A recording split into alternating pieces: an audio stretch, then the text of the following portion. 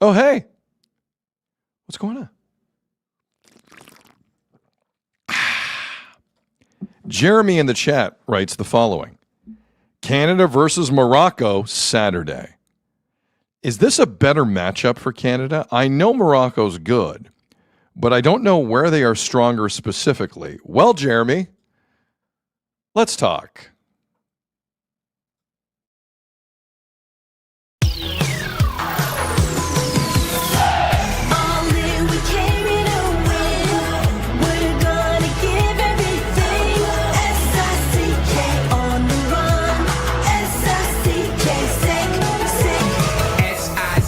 It's the sickest podcast. Tune in for the audio, or you can even watch back. Giving players all the props, or put them on blast. We don't give no hot takes, only talk facts. We're giving all our devotion, riding high on this wave of emotion.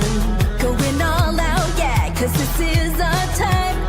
No, ain't no stopping us till we reach the finish line. All in, we came here to win. We're gonna give everything.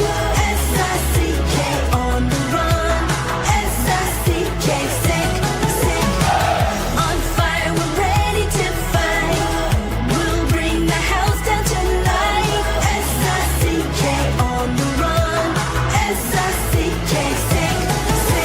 Playing on the car ride, play it when you lounge. X and O, you know that we can hold it down. Shout out to my man Sammy, got it off the ground. And to all the listeners tuned in right now. Got debates, analysis, and speculation. This is sports talk for the new generation. You know where to find us, got a reputation. Sick podcast, your #1 sports destination. We're giving all our devotion, riding high on this wave of emotion. Going all out, yeah, cause this is our time. No, ain't no stopping us till we reach the finish line. All in, we came here to win. We're gonna give everything. S-I-C-K on the run. S-I-C-K, sick. On fire, we're ready to fight. We'll bring the house down tonight. S-I-C-K on the run. S-I-C-K, sick. S-I-C-K is the sickest podcast. Tune in for the audio, or you can even watch back. Giving players all the props, or put them on blast. We don't give no hot takes, only talk back. S-I-C-K, S-I-C-K, S-I-C-K, S-I-C-K, S-I-C-K, S-I-C-K,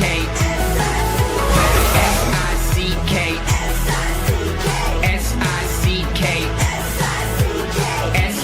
S-I-C-K, S-I-C-K. All in, we came here to win. We're gonna give everything. S-I-C-K on the run. S-I-C-K, sick. You are now listening to The Sid Seixeiro Show. Powered by Sick Media, the sickest Toronto sports show. Now, here's your host, Sid.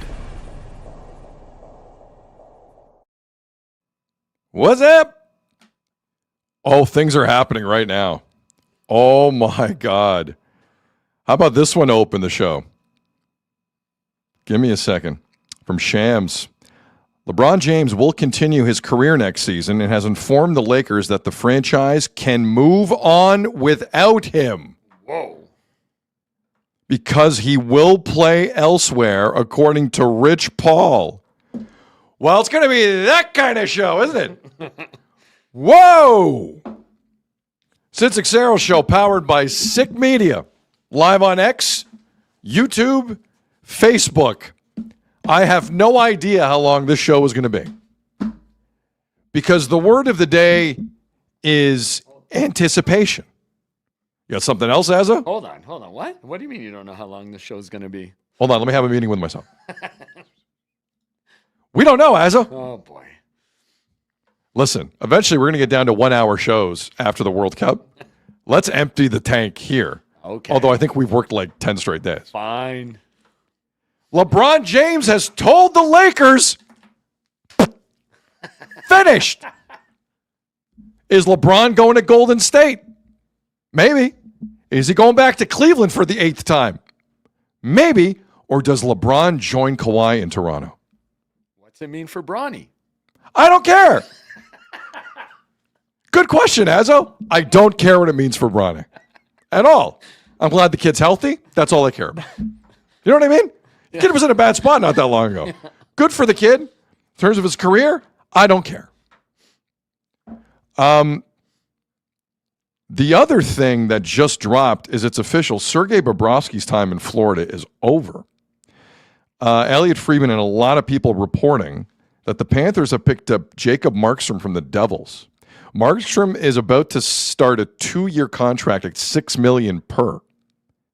Going to New Jersey, Evan Rodriguez, both players, to be fair about it, down years.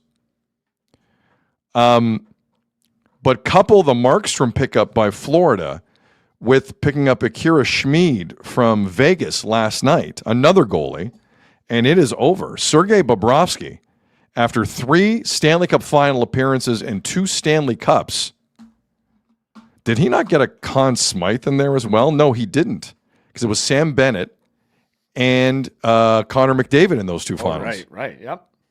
Bobrovsky was close. Bobrovsky did not get a Conn Smythe in those. So the Sergei Bobrovsky moment in Florida is done. Leaf fans, get ready. By opening night this year, you might have a 38-year-old Sergei Bobrovsky. I told you that Scotiabank Jumbotron thing was real. It's not real. It is. We don't know if it's real yet. We don't know. The Jets could trade Hellebuck somewhere and sign Bobrovsky. I mean, hell, Vegas could sign Bobrovsky. You don't think Vegas needs Bobrovsky? Of course they do. They have no goalies. Oh, my God. This could be quite the day. Within 5 minutes, LeBron is leaving the Lakers, and Florida are moving on from goalie Bob.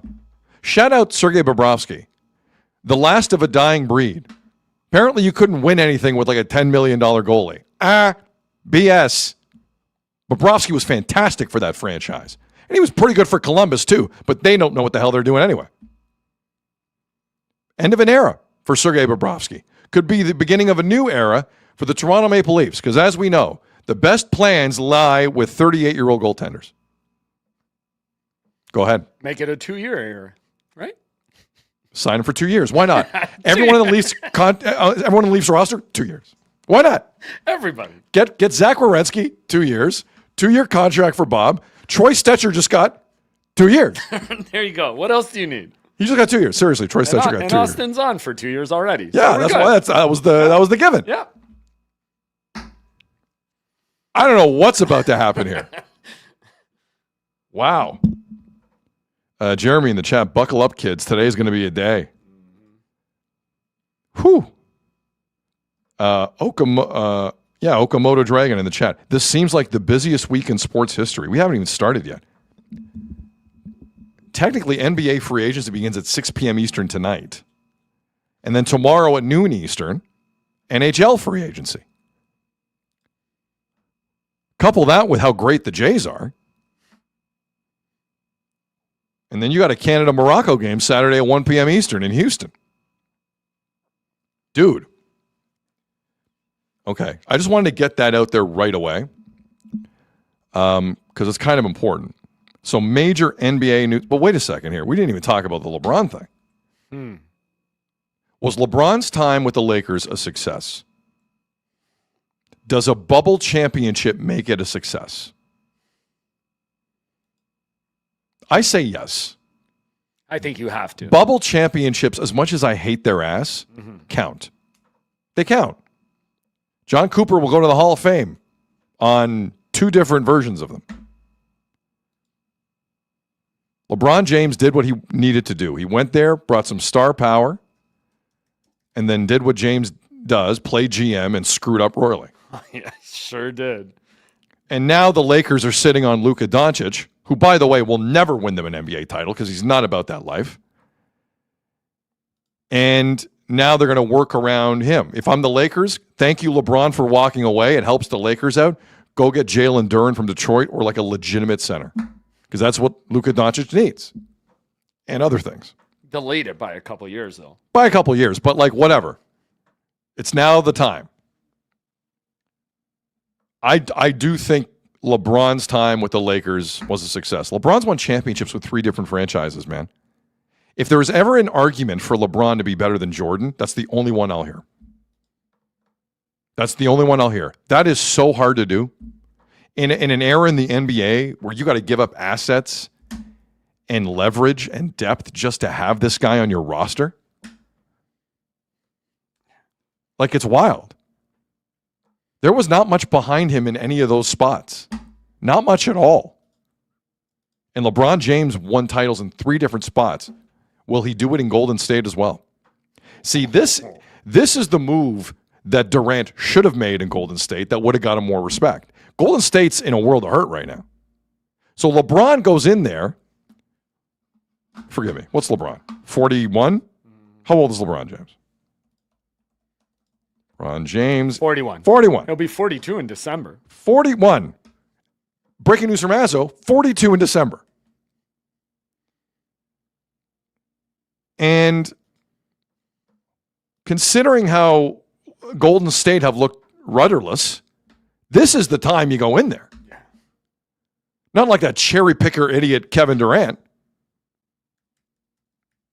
I welcome it. Keep him the hell out of the East. Raptors don't need to see that again.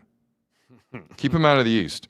We have more details according to Pierre LeBrun, on the New Jersey Devils Florida Panthers trade.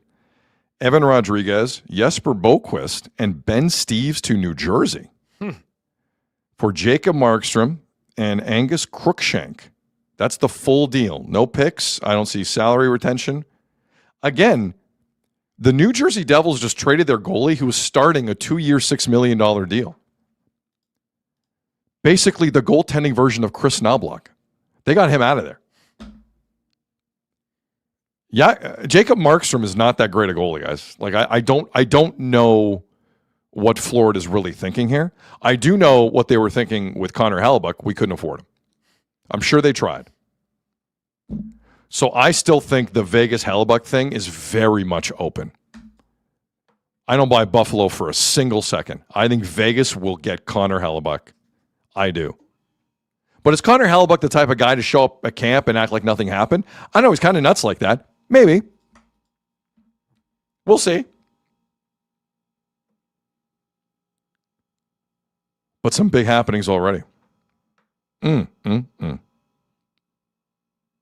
LeBron James not with the Lakers is... Like, if this Kawhi trade drops on top of this, what a day this is. Wow. Okay. So that's the situation there. Issa Curry, Bob out of Florida, correct. Daryl Samuels in the chat, Hellebuyck to Buffalo is my thought. A lot of people have that thought. Jacob going back home from Will, correct. Florida originally drafted Jacob Markstrom and then eventually traded him. And then he did the tour through Vancouver, Calgary, and New Jersey. Jacob Markstrom's a good goalie. He's not a great goalie. So maybe in Florida they're going to take some of the load off. But hold on. But let's I don't want to do this before it's official. Damn, it looks like the Leafs are signing Sergei Bobrovsky. Unless he goes to Vegas. Like, it's not done. The Leafs are not the only team that needs a tender. I'm not convinced the Leafs are always going to get their guy here. Not convinced. Although Azzo is convinced because he saw Leaf Game Ops put up a fake photo of Sergei Bobrovsky. I just heard tender. I got excited. I feel like chicken tenders. I know, right? I do. 38 years old for a goalie is a nuts signing with a lot of term. Yeah. Like, I just want to see what it looks like for the Leafs. If it's 2 years, to go with Azzo's fairly more serious than we think it is line about 2-year contracts currently on the Leafs, I got to see it. I don't hate the thought of Bobrovsky for a desperate organization. He's made for a desperate organization. And I got news for you. The Leafs, desperate. But I just want to see what it looks like. If there's a 6 on that term, can you imagine the stupidity of that? Yeah. Yeah. I'd say you take 2 years and take all the trade protection you want. All of it. I'll throw in tickets to Portugal, Croatia Thursday night. Whoa. Those are going for $30,000 a pop, by the way. What? Yeah. $30,000 a pop for Portugal, Croatia at BMO Field Thursday night, round of 32. My God. It's a lot of cheddar.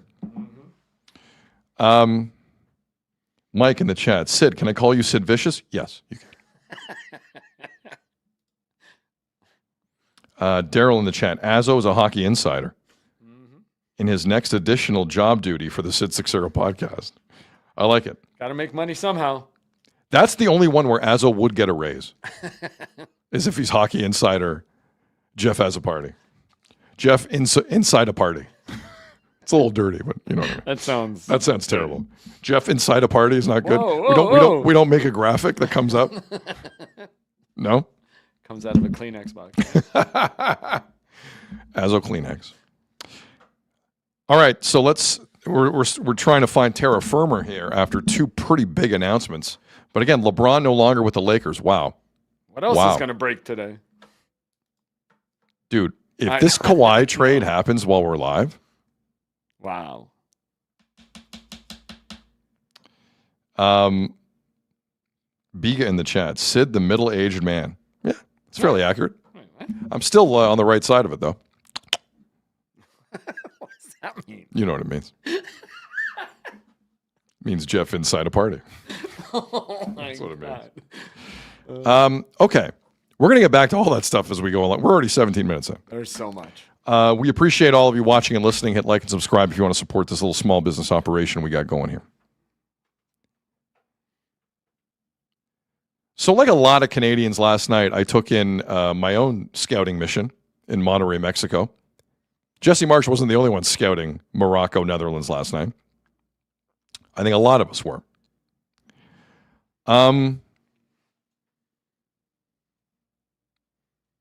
Morocco wins the game in a shootout. Morocco should have won the game well before then. I thought the Netherlands, at times in their play on the field and the substitution pattern of their idiot coach, Ronald Koeman, was just ridiculous. Ridiculous. And the Netherlands deserved to lose the game. 100% they did. But it eventually did go to a shootout. Morocco tied it up in the 92nd minute, and they should have won it in extra time. Verbruggen was amazing in the net for Netherlands. He's fantastic. I don't know where Brighton and Hove Albion find these guys, but they do. And it went to a shootout. Morocco wins. It was one of the more hilarious shootouts I've seen since the other one in the day between Germany and Paraguay. There were 2 hilarious penalty shootouts in the World Cup. We'll get to Germany a little later because that one was mind-numbing. The one between Morocco and Netherlands last night, I saw things. You always hear this corny line in baseball. You always see something new at the ballpark you've never seen before. Well, it's usually not true, but whatever.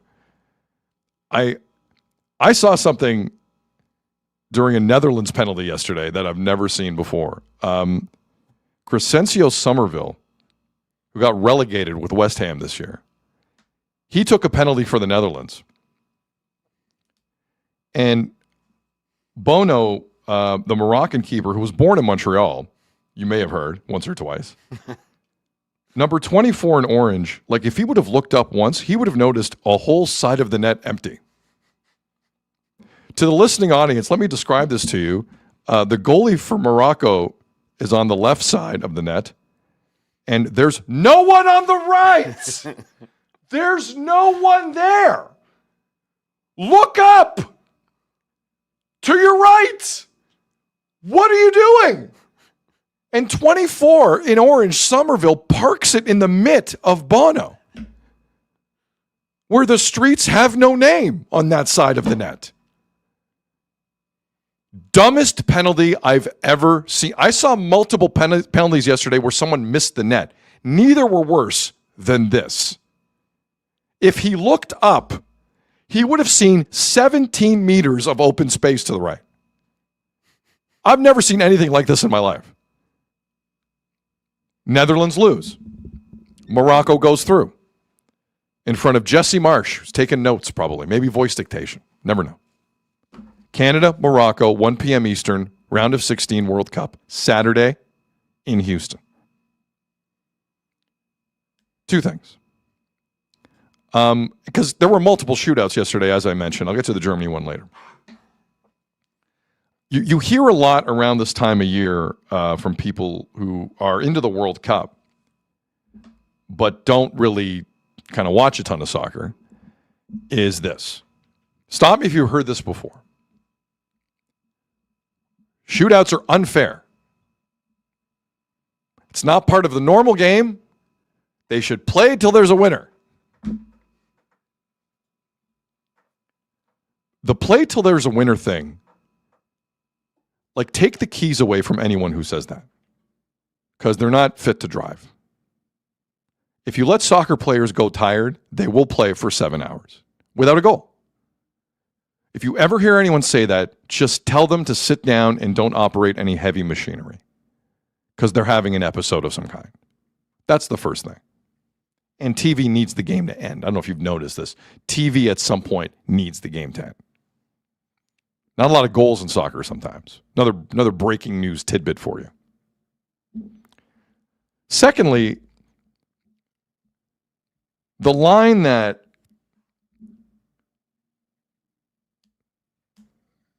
it's not a fair result, a shootout, for the losing team. Here's what I would argue to you. It's the World Cup. It's win or go home. And you have some of the best players in the world standing in the biggest pressure cooker of all time in sports, like all time, globally. There's 1 billion people watching this kick. No exaggeration. 1 billion people. One side dealing with that pressure better than the other isn't fair. What's not fair about it? Explain to me what's not fair about it. The only thing it's unfair for are the 2 guys wearing mitts, the goalies, or the 2 women wearing mitts, the goalies. That's it. This is the biggest test of nerves you're going to see in professional sports at any level. Any level. You better believe that's fair.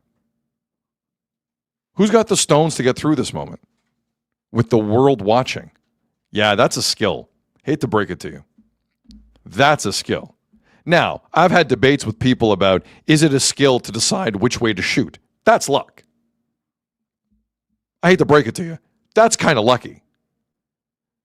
But to have the sense to stand there and take it with confidence, I respect that. And that's what Morocco did yesterday. One of the wilder stats I've seen in a long time.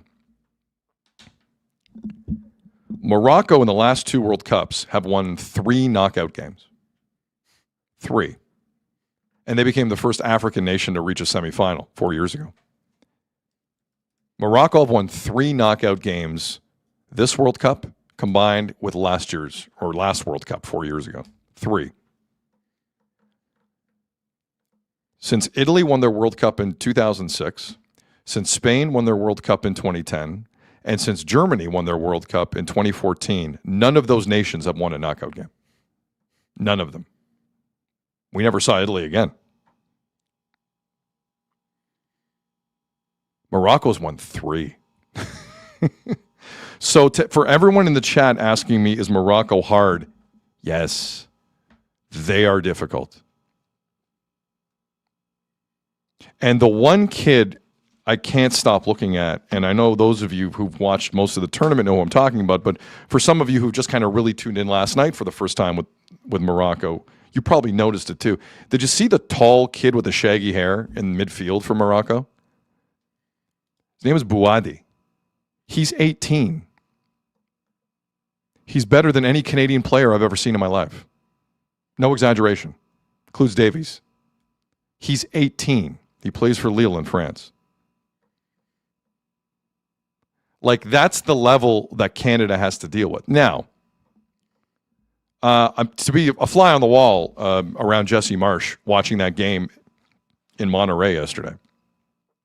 Because here's the problem that Canada now has in terms of how they play. Canada's a pressing team. What does that mean? Canada is going to be up in your grill a lot. Now, against South Africa, they took the foot off the gas a little bit at times, and they let South Africa have the ball. I did find that interesting. Against Morocco, they're really going to have to do that. Because they have wingers that will bury you if you gamble and lose. If you dive into these guys, Ashraf Hakimi will bury you down the right wing. He wore number 2 last night. He's one of the best players in the world. Like, there are elements to what Morocco do here that are problematic for Canada, especially from a midfield perspective. And I'm worried. But here's the good news. One, Morocco is 30 minutes more tired than Canada right now because they played extra time. That's not nothing. Now, it's a pretty big break between last night and Saturday. So I don't know how much we'll see of the fatigue disparity between Canada and Morocco. And again, these two met 4 years ago. Morocco won 2-1. And Canada's goal was an own goal. Adekubi, I believe, sent it across, and then it went in off of a Moroccan player. But I'll say this. From a midfield standpoint, as long as Stefan Eustachio's on the field, Canada's been very organized. They're going to have to be again. I think Moise Bombito will give them even more minutes. And the way Alistair Johnston and Richie Laryea have played in this tournament, it gives me some hope that those wide players for Morocco won't bury them every time.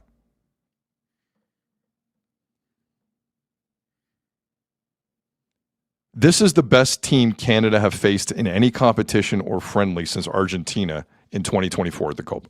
It's not even close. Not even close.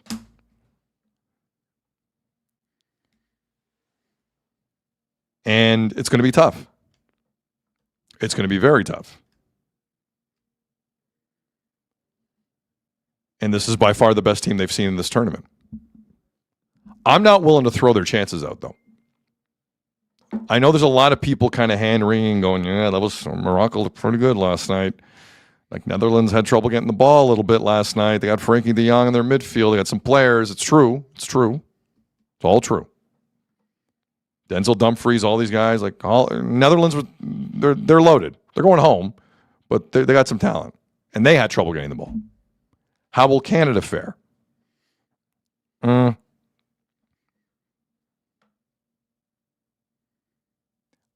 Here's what I'm going to lean on with Canada against Morocco. Aside from 8 minutes to start the second half against Switzerland, Canada's been a very good defensive team. Very good. I say that continues. I don't think they're going to win in 90. But I'll put it to you this way. I think this game goes longer than 90. I have to respect what I've seen from Canada in certain moments. They don't know how to win the big game yet, but they've been hanging around forever. Jesse Marsch has coached 36 games with Canada. They've lost 6. That's it. 6. They know how to hang around. This team is way more talented than Canada. I hate to tell you guys that, but it's true. That doesn't mean Canada's out of this. Nope. I don't think Germany was respecting Paraguay a great deal going into that game yesterday. Stuff happens, man. Stuff happens.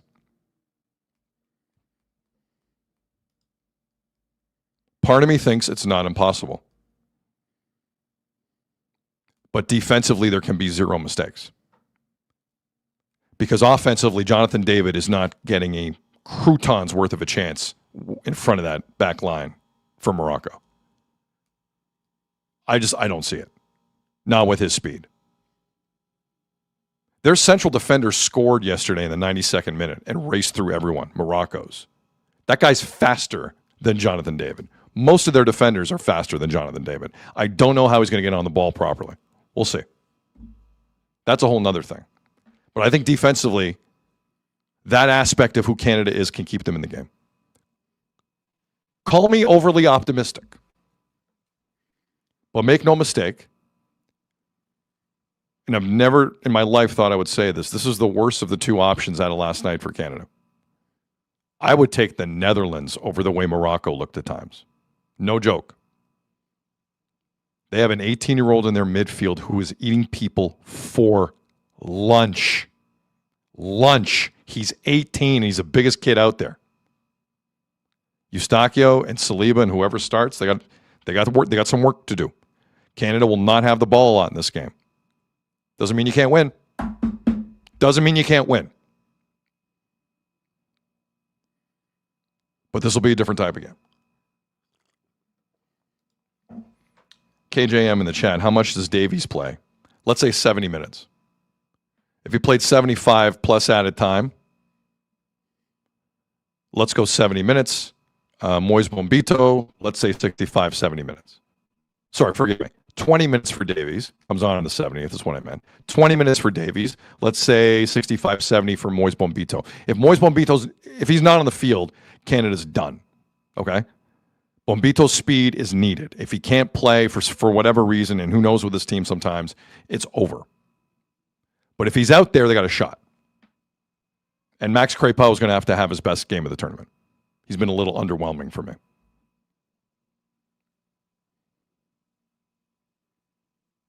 But I think they got a shot. Some people might think I'm nuts. Sometimes some magic gets dusted into a team in tournaments like this, and you just can't tell. I think Canada knows how they play by now, what they need to do.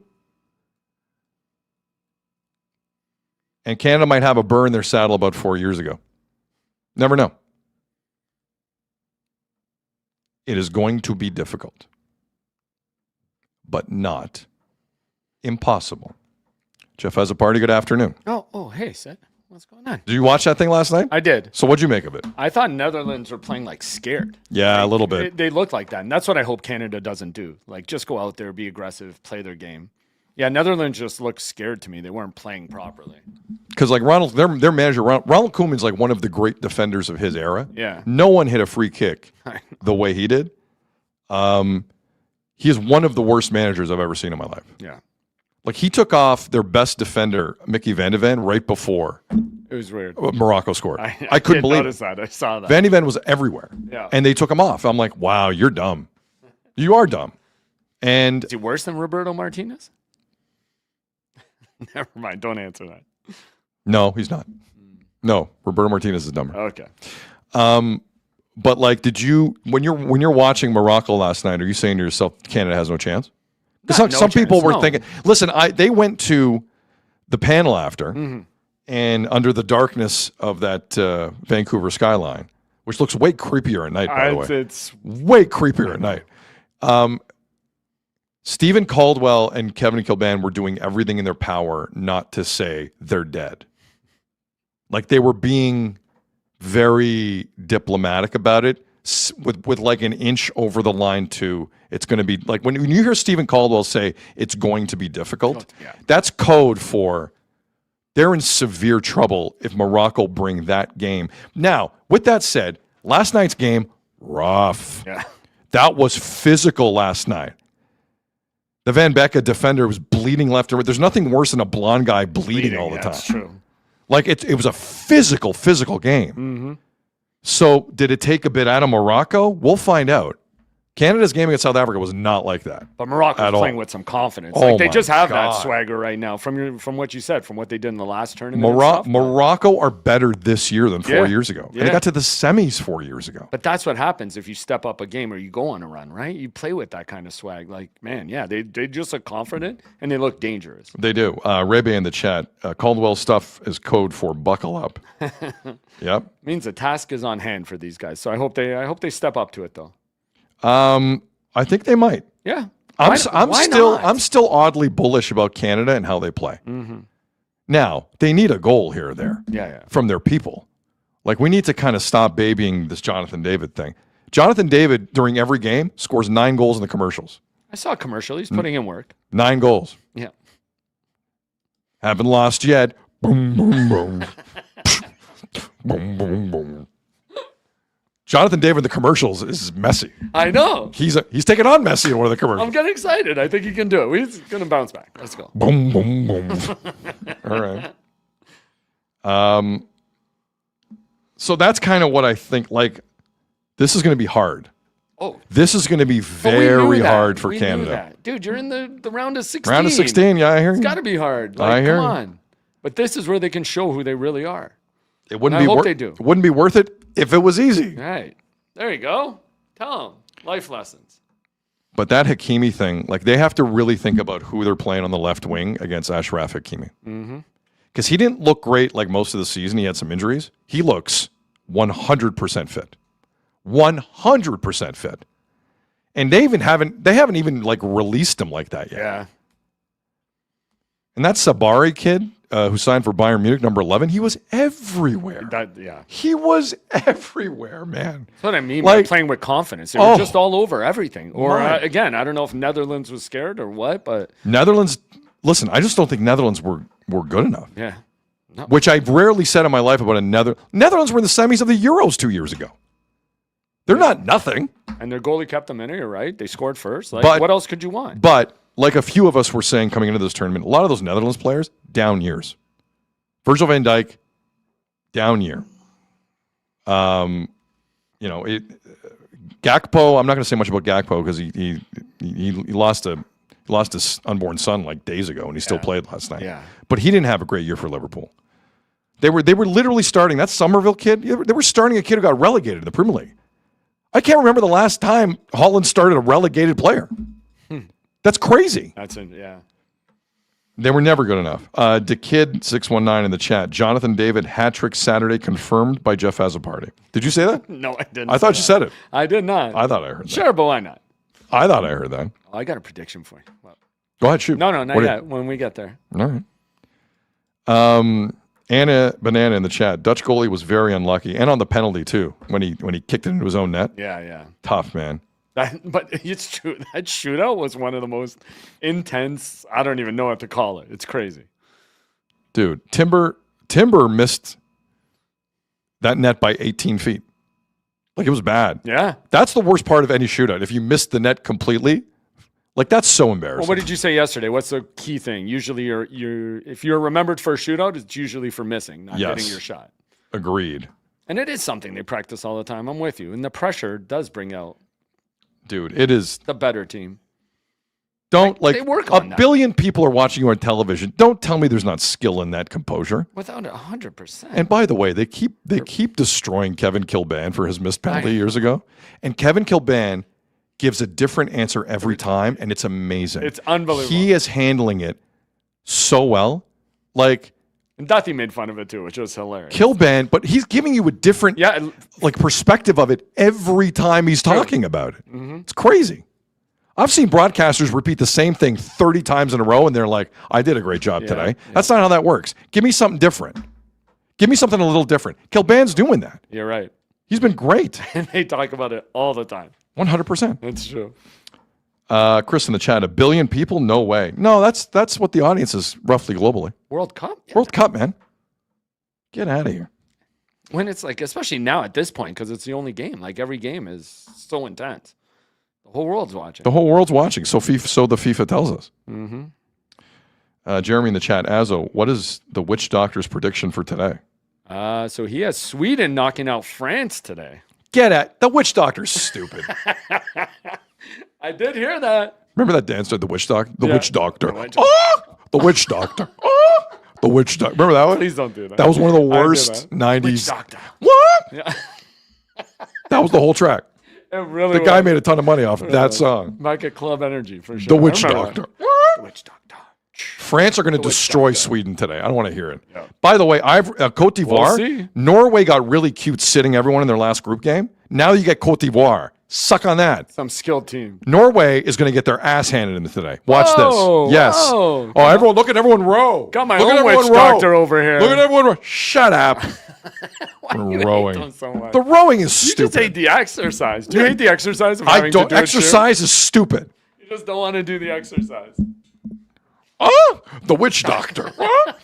Stop doing it. Like, wasn't that hard? I'm telling you. The witch doctor. Hey, are you seeing the noise outside of Ecuador's hotel in Mexico ahead of the game tonight? God. Mexican soccer supporters are banging on anything they can get their hands on. Yeah, revving engines. I said to Azzo, and listen, Iran had this issue with their immigration story. We know what it is by now because Iran were only allowed to fly in the day before. If I'm Ecuador and I know that's going to happen, I don't fly into Mexico till like today.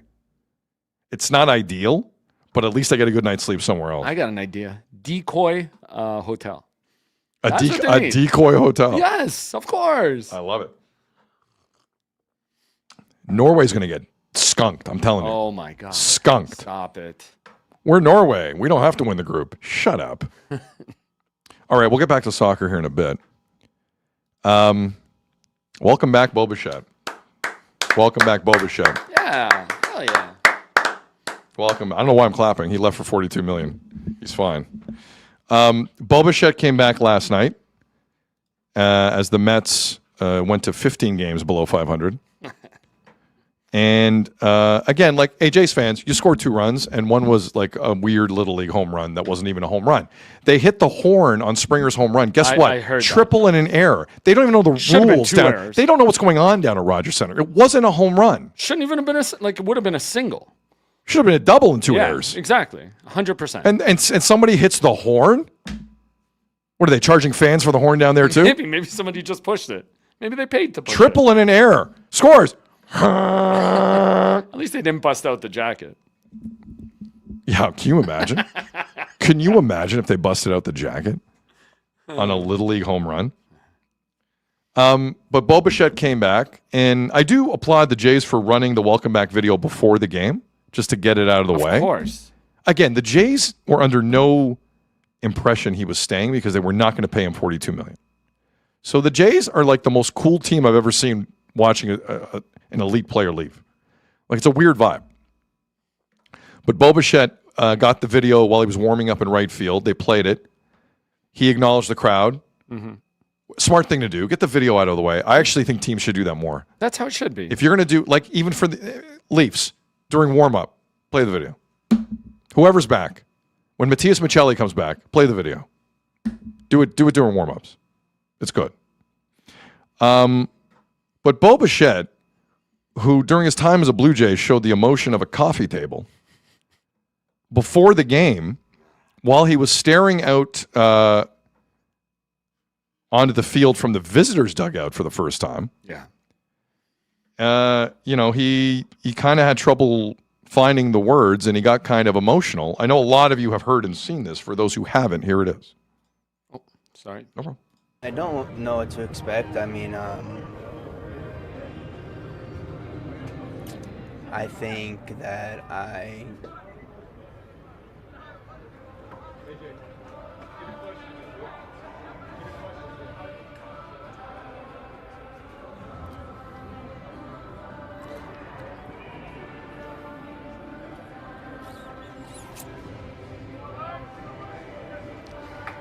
gave it everything I had.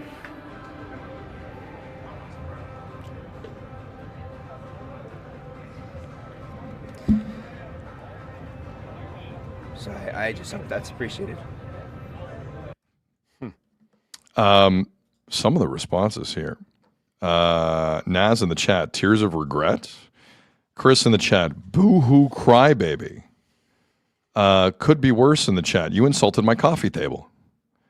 Scorpio Canuck, shut up, Bo.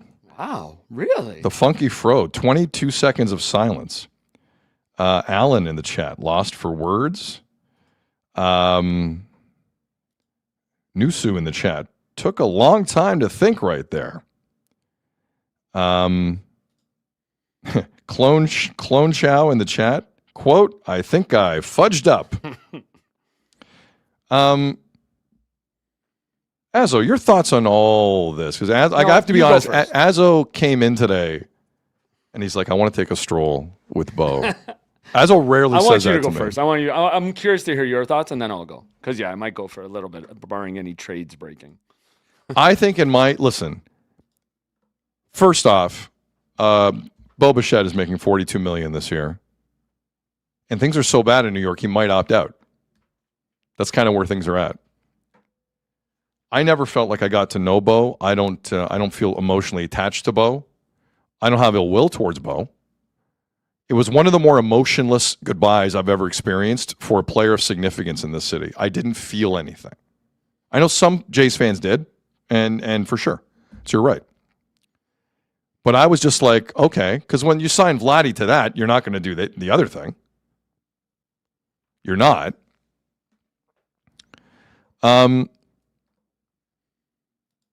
And the other reason, like, I'm not overly attached to Bo or really cared that much that he left was, like, the only time I saw the Jays win a playoff game with him in the lineup was in the World Series.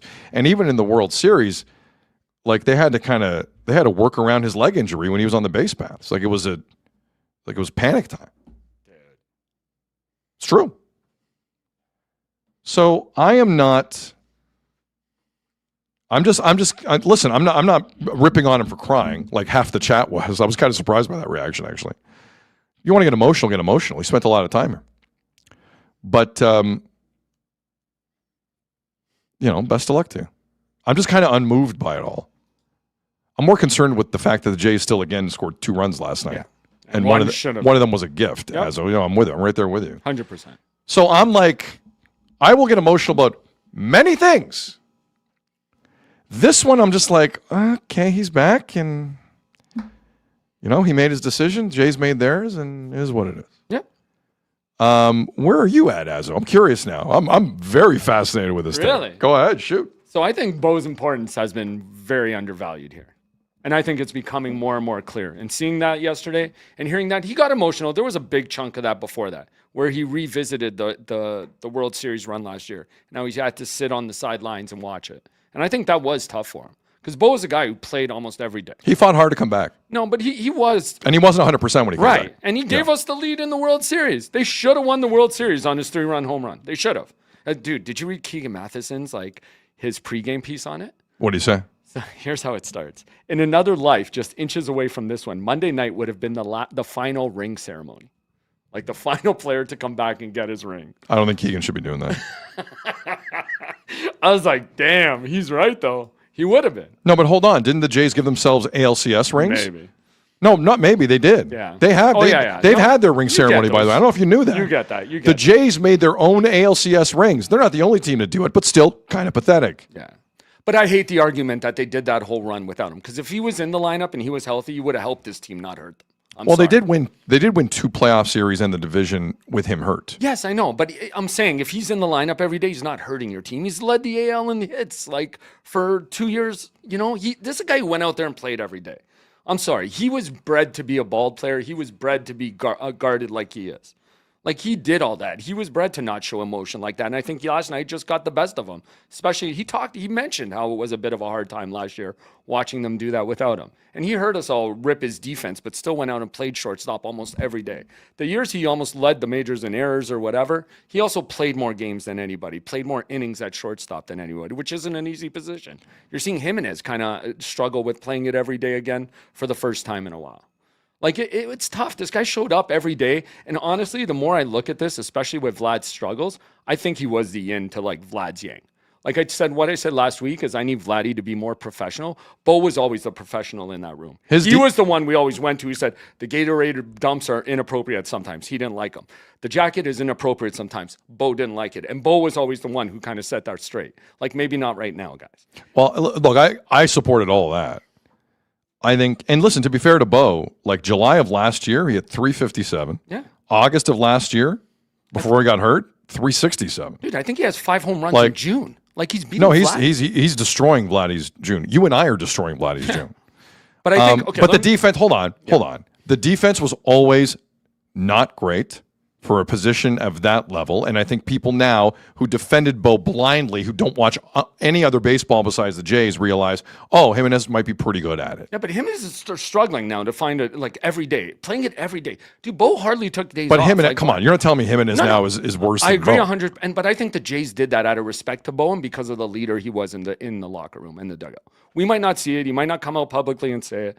But then, like I've pointed out to you 100 times, Vlad goes to the dugout when he's struggling and he sits there at the end of the bench like that. You know, and that would never happen when Bo was around. Bo would always be the one to go over there and talk to him. And how many times did Sportsnet love finding that shot of just Bo and Vlad sitting together, no one else around them? He would go up to him. And I think like not only do the Jays miss him, Vlad misses him, Schneider misses him. Because Schneider's not the Vlad whisperer. I think Bo was. Because they would sit there and talk hitting, and it would help him get out of it. They asked him about Vlad's struggles yesterday, and he goes, it happens every year. He'll get out of it. But I think Bo was the one guy who could go up to Vlad and talk about it and tell him what was doing But wrong. like your point is like, let's get more like simple with it. Having Bo hitting behind you in the lineup's a good thing sometimes. Well, that's when the season changed around, when they put him in fourth. Yes. They started That's the where it year really last year saying Bo should hit 1 and Vlad should hit 2 because they get the most at bats. But the one thing that wasn't sustainable was like Bo for what, 3-4 years? Not happy with his contractual situation. Well, of course, they never treat him. Ever. But let me say this too, though. Ever. He carried a lot of weight with his words. Like you said, he never really said too much, but there were opportunities. I remember one offseason with Blair and Barker where they went and they were supposed to be contenders, and they asked him about what management did, and he said, listen, I don't think we've done enough.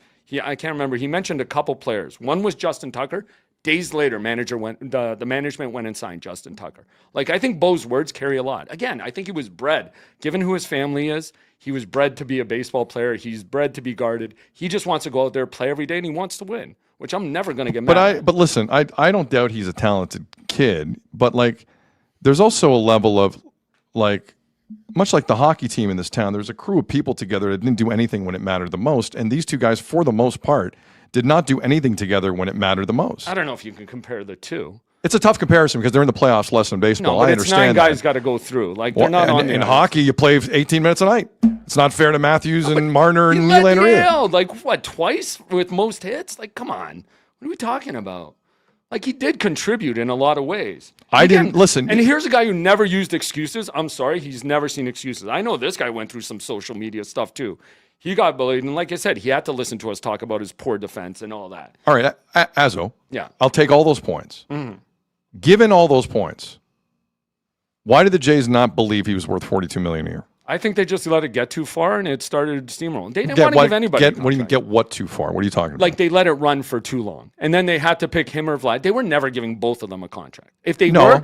did, they would have Never. done it way at the beginning of their career. Management always tried to make these guys prove who they were and what they were.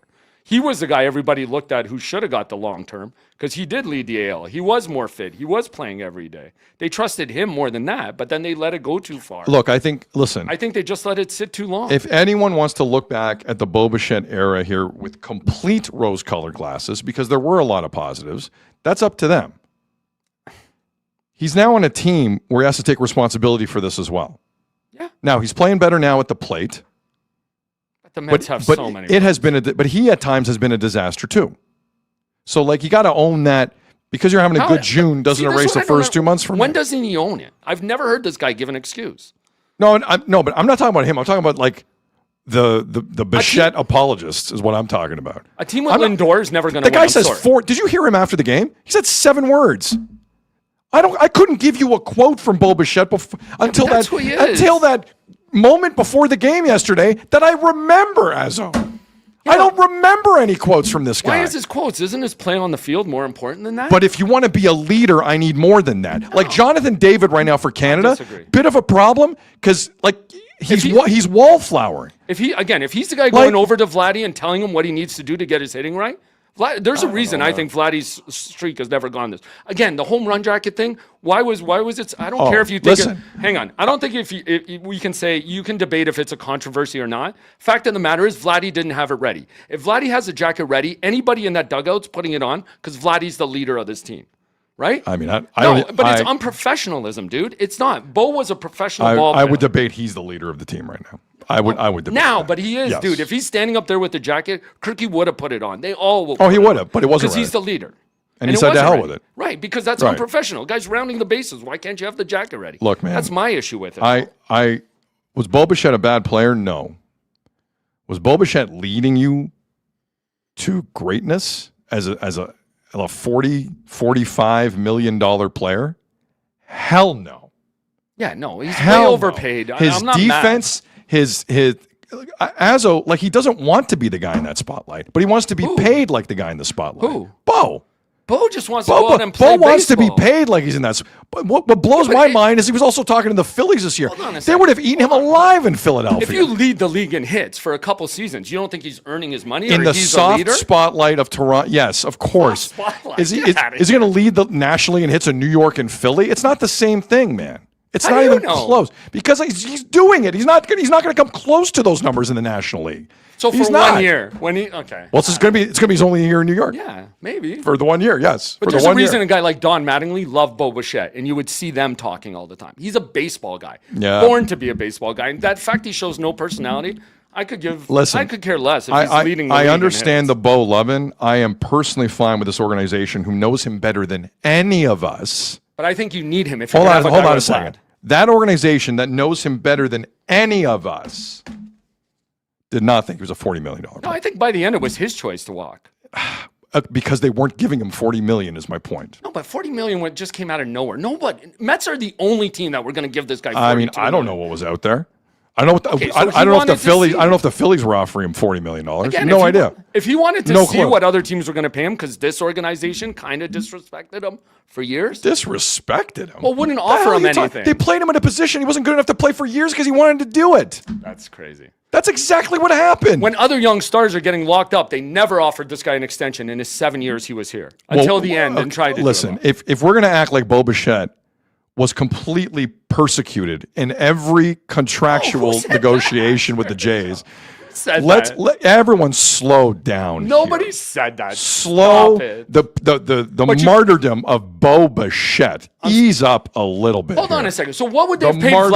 Vladdy? If they had paid Vladdy in his third or fourth year instead of waiting till the very end, would he have gone $500 million? There's no chance.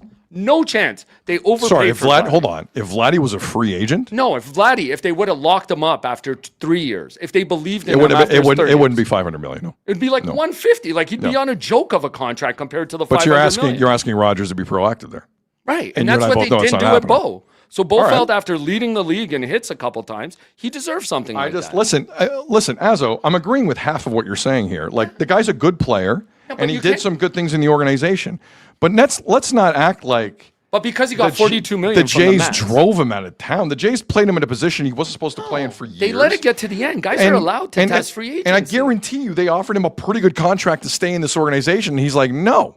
Well, because they waited till the end. You can go to free agency and see what's out there. Listen, and look what it got him. You and I $42 both know million. this Bo Bichette negotiation with the Jays was not 1 year. This thing was been going on. How many arbitrations with Bo? 4?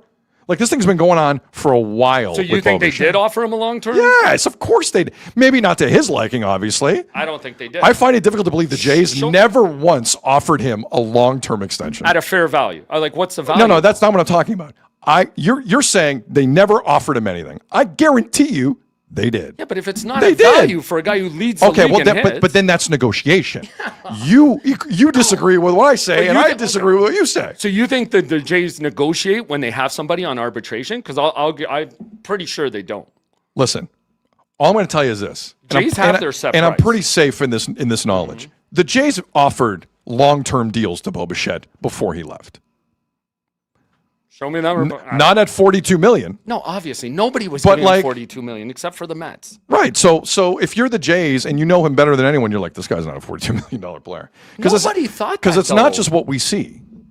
Like it's like being that kind of player is the clubhouse, it's the plane, it's the bus ride to and from the hotel. It's all kinds of stuff that we don't see. All kinds of stuff. And by the way, they didn't forget that San Francisco interview from years gone by. I guarantee you that. But that was like the second last year of his thing. Who He cares? basically said, I'd love to be a Giant. Dude, guys like Acuna. He said that. Okay. Mr. I don't say anything in quotes said, I basically want to be a San Francisco Giant. You remember that?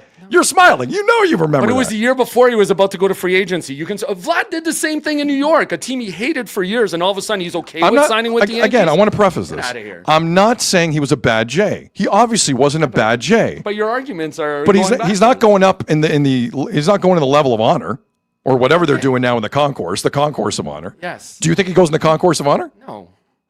What are you talking? Hold on. He's some great J. Now he's not going to the concourse of Who said honor. he was a great J? He fit this team. He doesn't make you worse. The Is feeling team I got better? from you was Bo Bichette was a great J. You're now saying he's not a great J? He was good. He was very good. That's I don't know all if I'm he's saying. great. He was very 'Cause good. They didn't win with Yes. him. Yeah. They didn't win with a few guys on But that list. you can't compare that every team or the Jays should have offered him $42 million. Not one No, team not besides once the in my Mets. mouth on one side of my mouth did I say they should have offered him 42. Only an idiot would suggest that. All I'm telling you is, But you're saying the Jays didn't give him that. look, Jays didn't offer him 42 Yeah, million. no chance, because nobody else did. The Mets are the only team that did that. I still don't know what the Phillies were offering. The Phillies seem hot to trot. Mm-hmm. With your boy, the Mattingleys, running the Philadelphia Phillies. I don't know what we got accomplished there. But I'm just not buying that he's some all-time J and that he was hard done by the Who organization. said that? I I'm just didn't saying. say that. I'm just saying. I do think with Vlad, he's a guy you need because he is going to go talk. He's focused on baseball. and nothing He else. would have helped Vladdy this season. That I'll agree with you.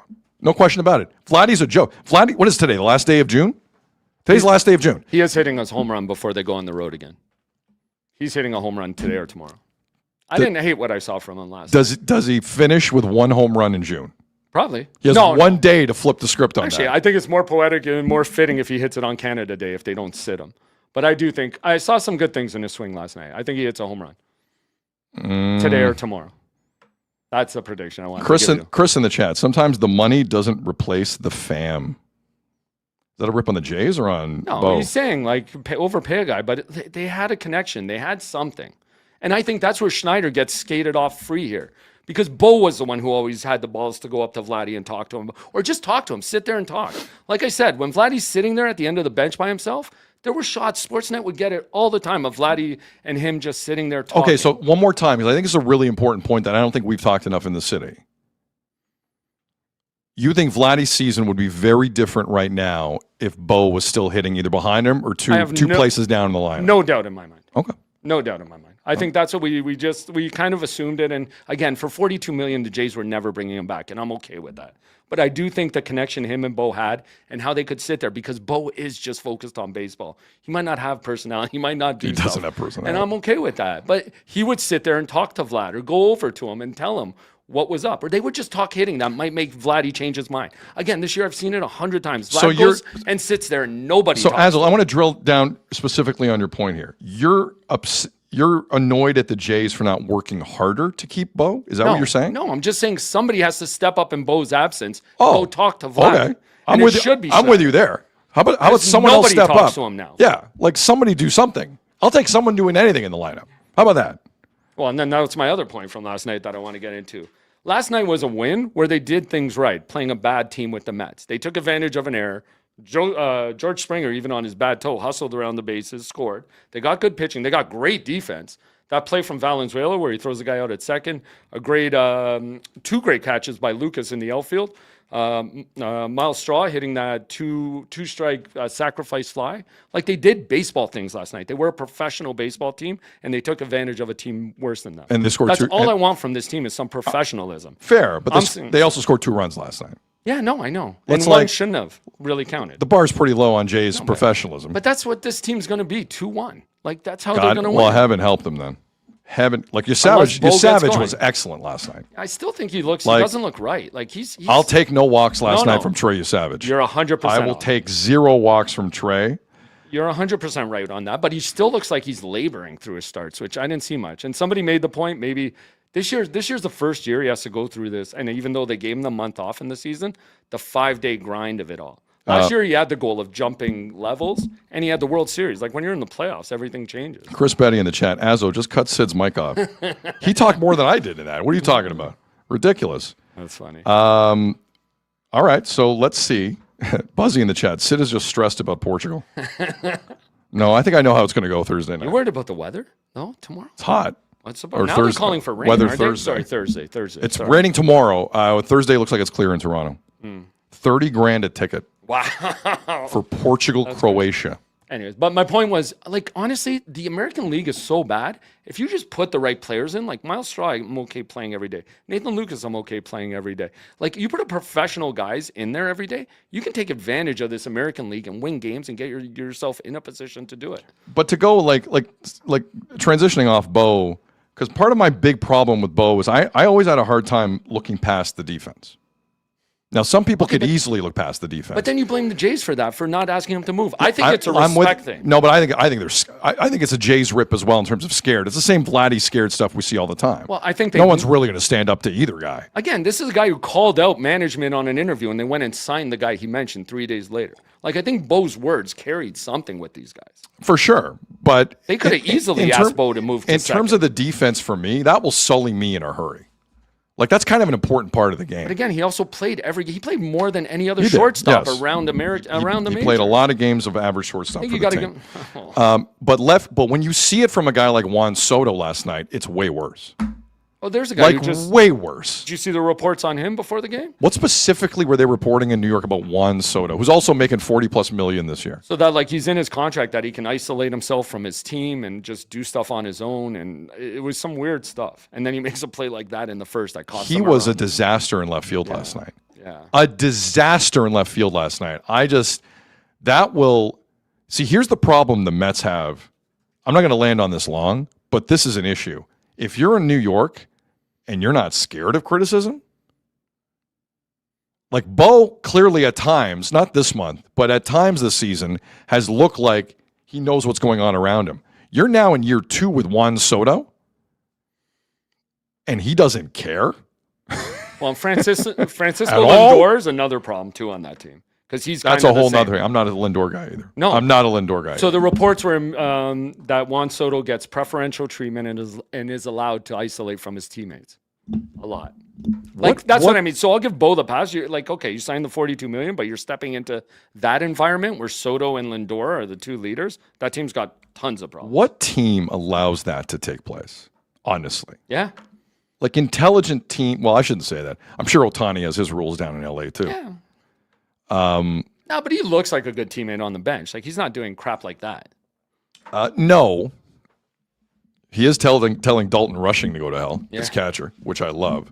Did you see the Chris Rose interview that was apparently taped before the season, or with Ohtani or Rushing? No, with a couple Dodgers teammates. I think it was Kiki and somebody else. And they was like, "Is there one teammate?" He's like, "You have to answer this. Is there a teammate you wouldn't want to be roommates with?" And they both hesitate to answer. They didn't want to.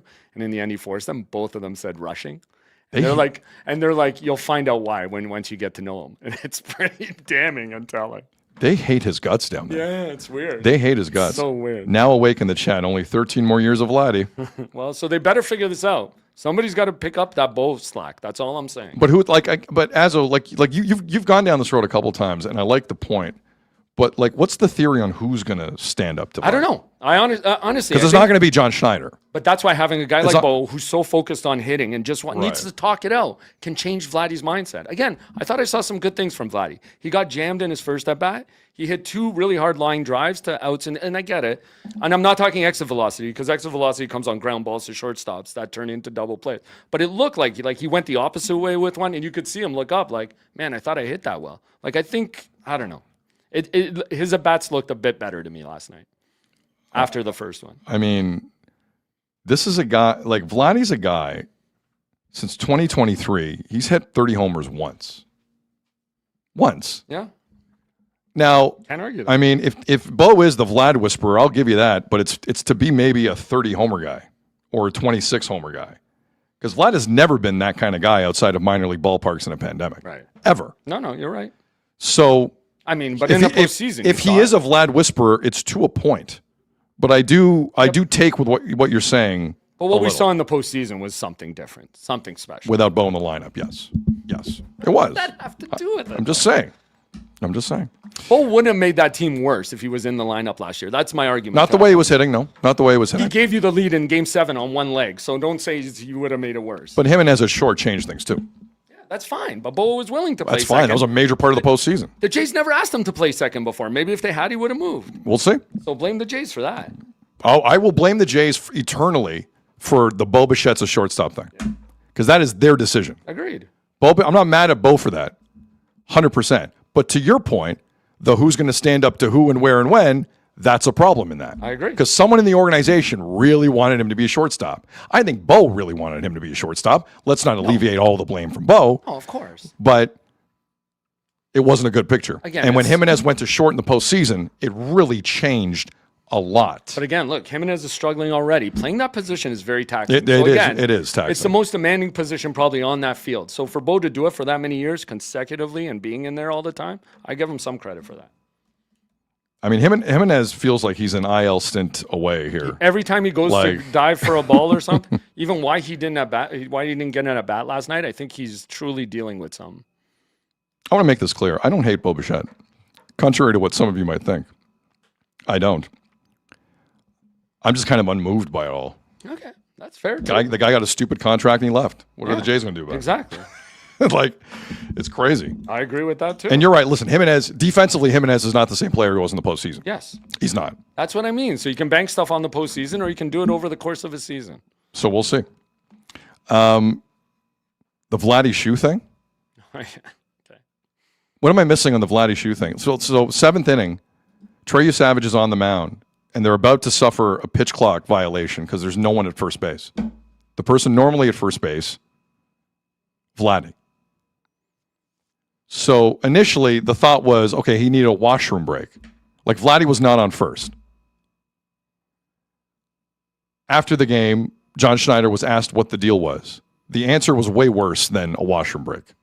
Way worse. Listen to this. What's up with Vlad and his shoe there in the seventh? I think he was getting his insoles changed or something like that. He's got so many pairs of Jordans, he kind of lose track. But I looked up and I was like, wait, we don't have a first baseman. So that was a weird one. He was getting something fixed with his shoe, and the clock was at 11. I didn't want a ball to be thrown to, charged to Trey with Lindor up, and it was weird. Pete was going to go out for a visit, and then it would have been you had to take Trey out. James was cool. He would have kind of given us a warning. I've been through that enough. I've been through that once. Hopefully, don't do it again where you make too many mound visits. And shameless plug for Vlad and his Jordans. Look, is it the end of the world? No. When you have one home run in May and one in June, do I like it? No. Just another unnecessary, dumb thing. Yep. In a close game that you kind of need to win. Like, you were this close to losing 7 in a row last night, man. 7 in a row. Just clean it up. Clean it up. I don't care who in that organization stands up to Vlad to say clean it up. Now would be the time. What's Edwin Encarnacion doing in that dugout? If he's not like being uncle to this. Like what is he doing there? He's not helping him with a swing. He's not helping him get out on the field on time. What are we doing with Edwin? I want to acknowledge that stupidity. Not the end of the world. Not the craziest thing. Cut it out.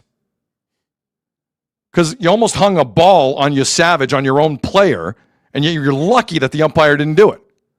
Should have been a clock violation. Crazy.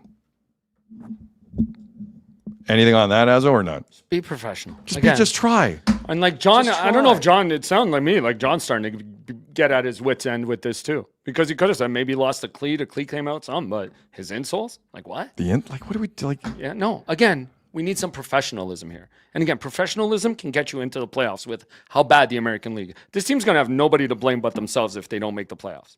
What was the stat I read yesterday? There's 4 teams above 500 in the American League right now? 5 even out 500 or better, yeah. 5 at 500 or better. And I don't even know if was Vladdy even like on base the previous half inning? Was he I don't even know like where because he didn't get on base till the 8th. I know. So he wasn't even doing anything in the dugout. Exactly. And so it was still late to go out there in the 7th. Professionalism. Give me a break, man. For $500 million, you think you'd get some professionalism. Somebody asked how hard it would be to move Vladdy's contract. Right now? Yeah. Very difficult. Did anyone notice they changed the post-game interview situation? Did anyone notice that? Uh-huh. Have you heard anything on that? No. I haven't heard anything on that. So no Hazel, no Arden. They put a headset on a player to talk to Siddle and Schulman. It was Louis Varland. I don't know why. They've been doing it a certain way at Rogers Center for a very long time. But it was basically headset on Louis Varland. He looks up behind one of the cameras behind home plate, and Schulman and Siddle do a quick interview. Okay. I think that got pumped into the stadium like Hazel. It didn't feel like it did. I know. I agree. That's It why I didn't asked. feel like it did. I don't think it did. Because the crowd wasn't reacting at all. And actually, I can confirm it because that's why the cans are there.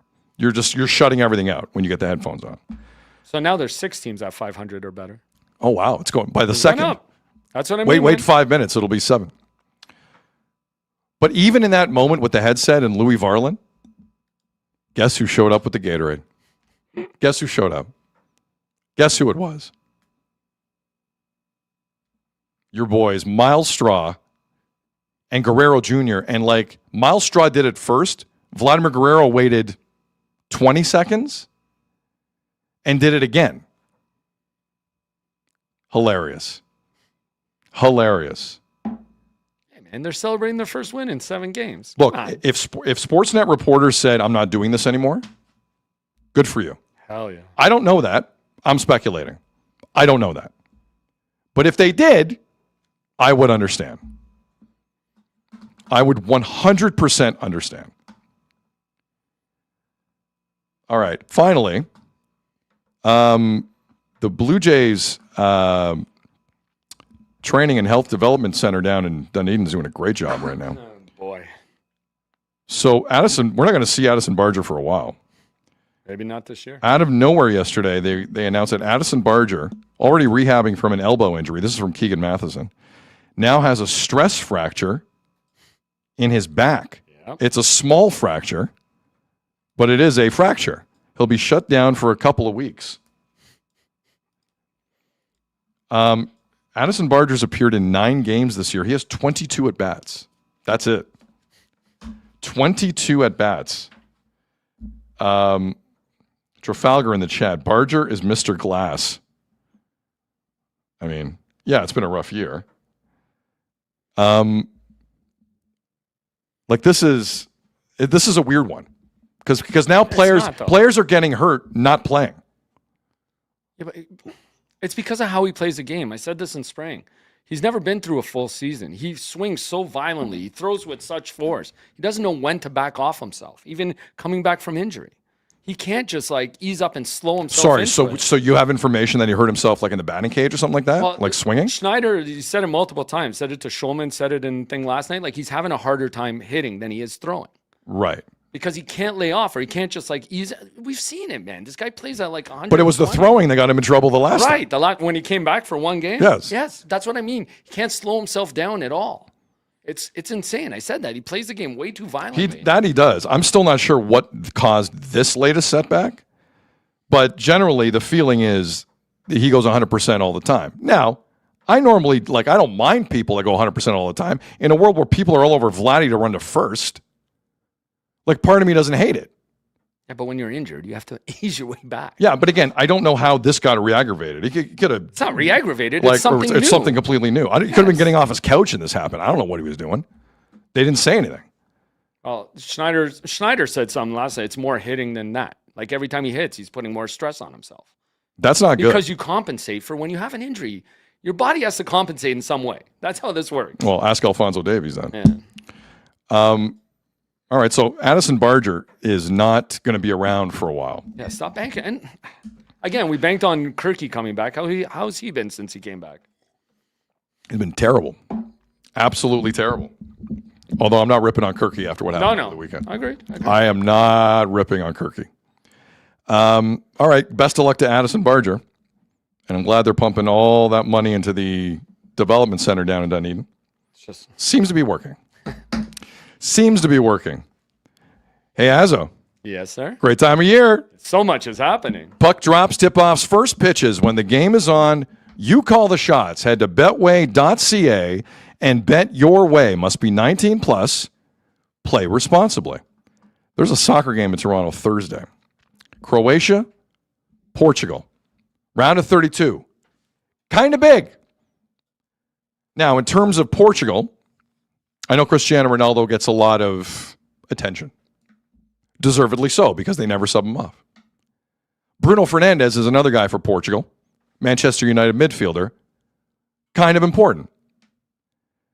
He's had a quiet tournament. He also has played basically every minute for Portugal. He has 1 assist. That's pretty quiet for Bruno Fernandes. He scored 29 times in his career for his country. No goals, 1 assist in this tournament for Portugal. One would say Bruno Fernandes is due for a goal. I would suggest the same thing. I say Bruno Fernandes gets off the schneid against Croatia Thursday in Toronto at any time in the game. And I think that game's going to go longer than 90 minutes. For sure. But Bruno Fernandes, I think, is going to find the back of the net in a big moment for Portugal Thursday against Croatia. Let's see. Or he might not. Or he might not. Have I asked you for a prediction on Thursday yet? He's due. I haven't asked you for a prediction. No, I'm not getting involved in this. What do you mean you're not getting involved in this? Let me see It's what like- the witch... it's I'll like- pass on what the witch doctor says. I'm You not and the getting witch... involved in No, don't do that. Find a new witch doctor. Is there not a corgi somewhere predicting things with a basketball down steps? Could you hire one off an app or something to curse somebody? There's a cameo for witch doctors, yes. Let me send Danhausen a text, see what he says. I think Portugal's going to pull it off. Portuguese Danhausen would be amazing. Tu és cursed. I think you're going to see a live Ronaldo goal. Do you honestly believe Ronaldo scoring in Toronto on Thursday? 3-1 Portugal. Listen, How about that? he's still like their penalty taker. Mm-hmm. If they have no penalties at all in the tournament, which is kind of weird. Mm-hmm. He's going to get a goal as a penalty taker. You have to respect that. Jordan in the chat, Man U ruined Bruno Fernandes. Whoa. He was player of the year. In the Premier League. Like he tied the record for assists in the Premier League. I would disagree, Man U have ruined Bruno Fernandes. I think my boy Roberto Martinez is going to just manage a masterclass on Thursday, and you guys win 3-1. Bruno Martino? Bruno Sammartino, the Portuguese manager, is going to have I a great said it day. right this time. You Stop did. it. You did. Christopher in the chat, not getting involved. No one. Why isn't anyone getting involved? I want you to enjoy it. Just go enjoy it. Listen, off air, I'll tell you what I think is going to happen. So I am walking into that stadium unencumbered. Stop it. I didn't tell you what I think. Okay.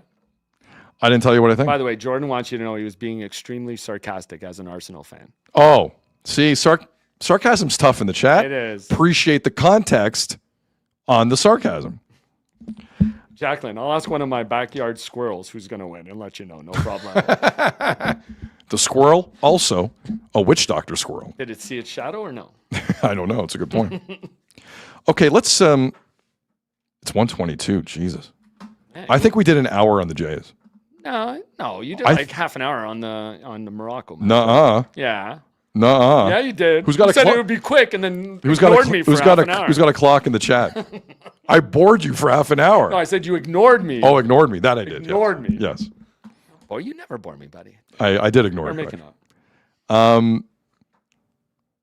So there was something that took place after the Canada South Africa game Sunday. You want to do this now? Hell yeah. I think I want to get this out of the way before we kind of really focus on Morocco Canada this Saturday.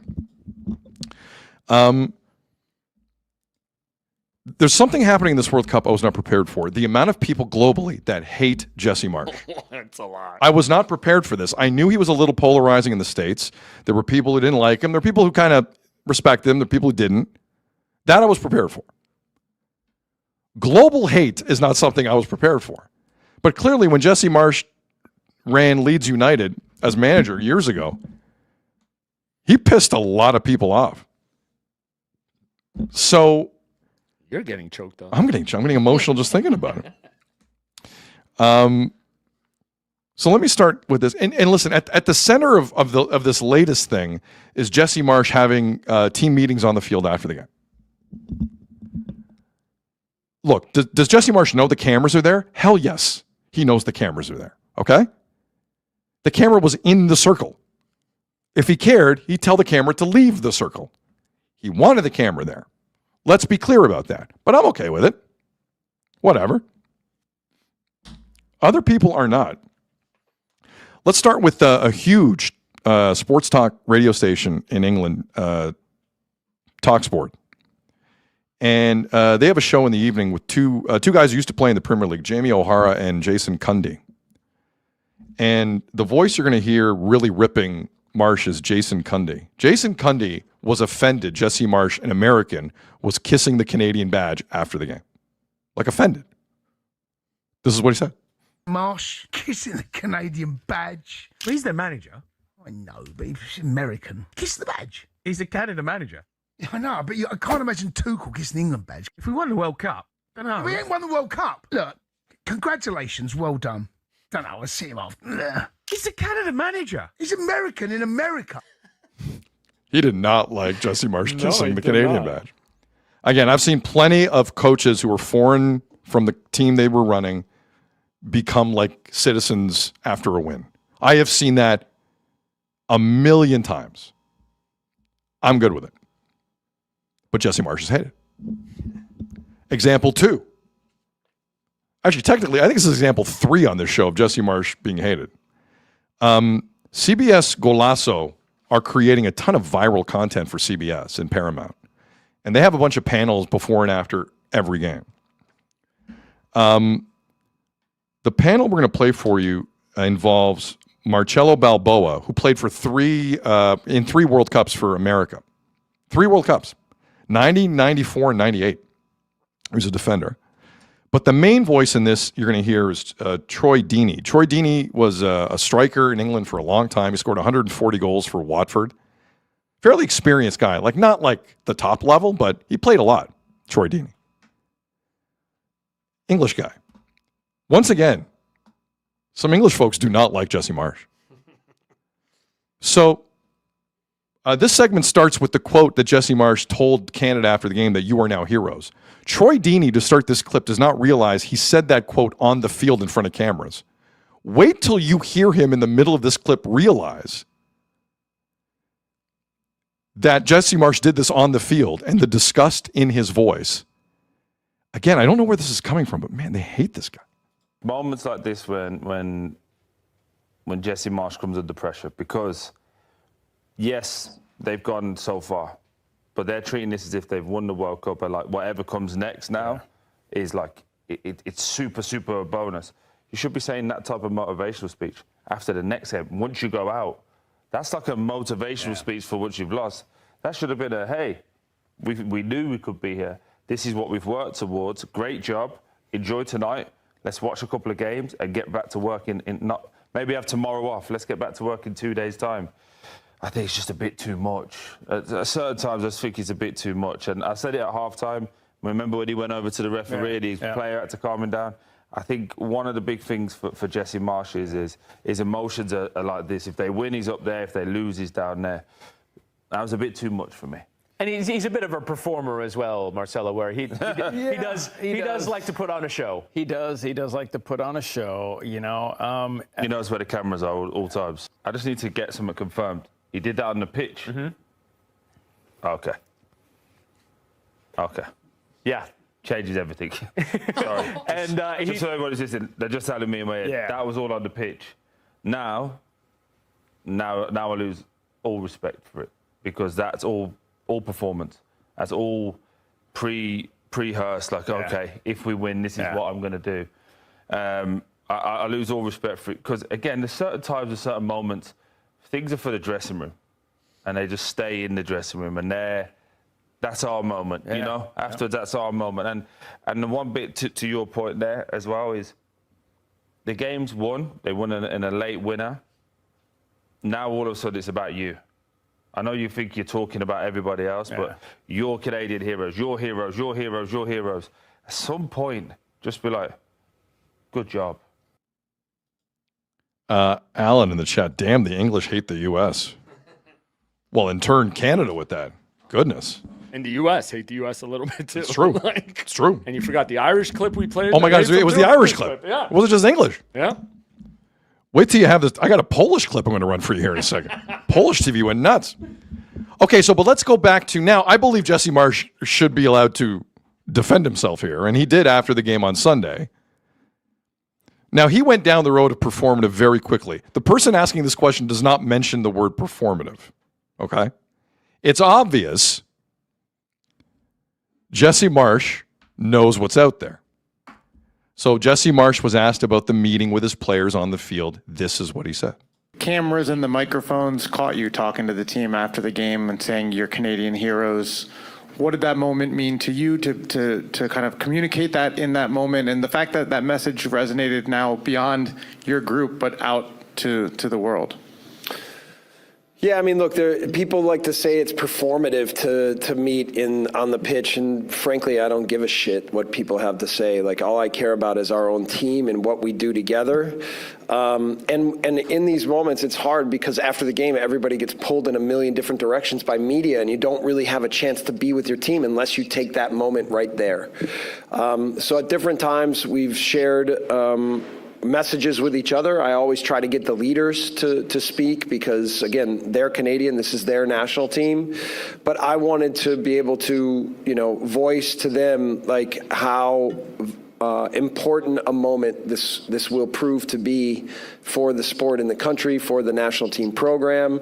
It's a shame we couldn't do it in Vancouver, right, in front of our fans, but nonetheless, I think you saw the character of the team, the quality of the team, the mentality of the team, the togetherness of the team. Like, it's a pleasure to be their coach, and the responsibility I feel to them specifically is what motivates me every day to try to prepare and create a platform for them to be their greatest, and I think they did that today. The reaction of the chat whenever a swear word gets through is amazing. Potty Mount Marsh. Chris in the chat, whoa, no bleep. Mike in the chat, my frickin' ears. Jiminy Christmas. Oh, man. Now, the point Jesse made about, like, everyone kind of scatters right after the game, he's not incorrect. Totally. It's player zones, it's mixed zones, it's press conferences, it's this and that. Now, can you, wait to talk to your team? Maybe. But Jesse Marsch is unapologetic, yet fully aware of what's being said about him. So clearly it's bothering. Anyone who says, I don't give a bleep, guess what? A little bit? You care. You care. But to hell with it. Jesse Marsch has his team in the round of 16. Here's the best part of this. Specifically the American pundits I'm saying. You better make sure your own house is in order tomorrow against Bosnia-Herzegovina. You better be ready. You better be ready. The USA in that last game against a Turkish team that had basically quit and was demoralized, gave it up in the 90-something minute and lost the game. There's a part of me that thinks the States here are in trouble. Watch this narrative if Jesse Marsch outlasts the United States in this tournament. If Canada outlast the States in this tournament. Remember, Canada didn't lose to Bosnia.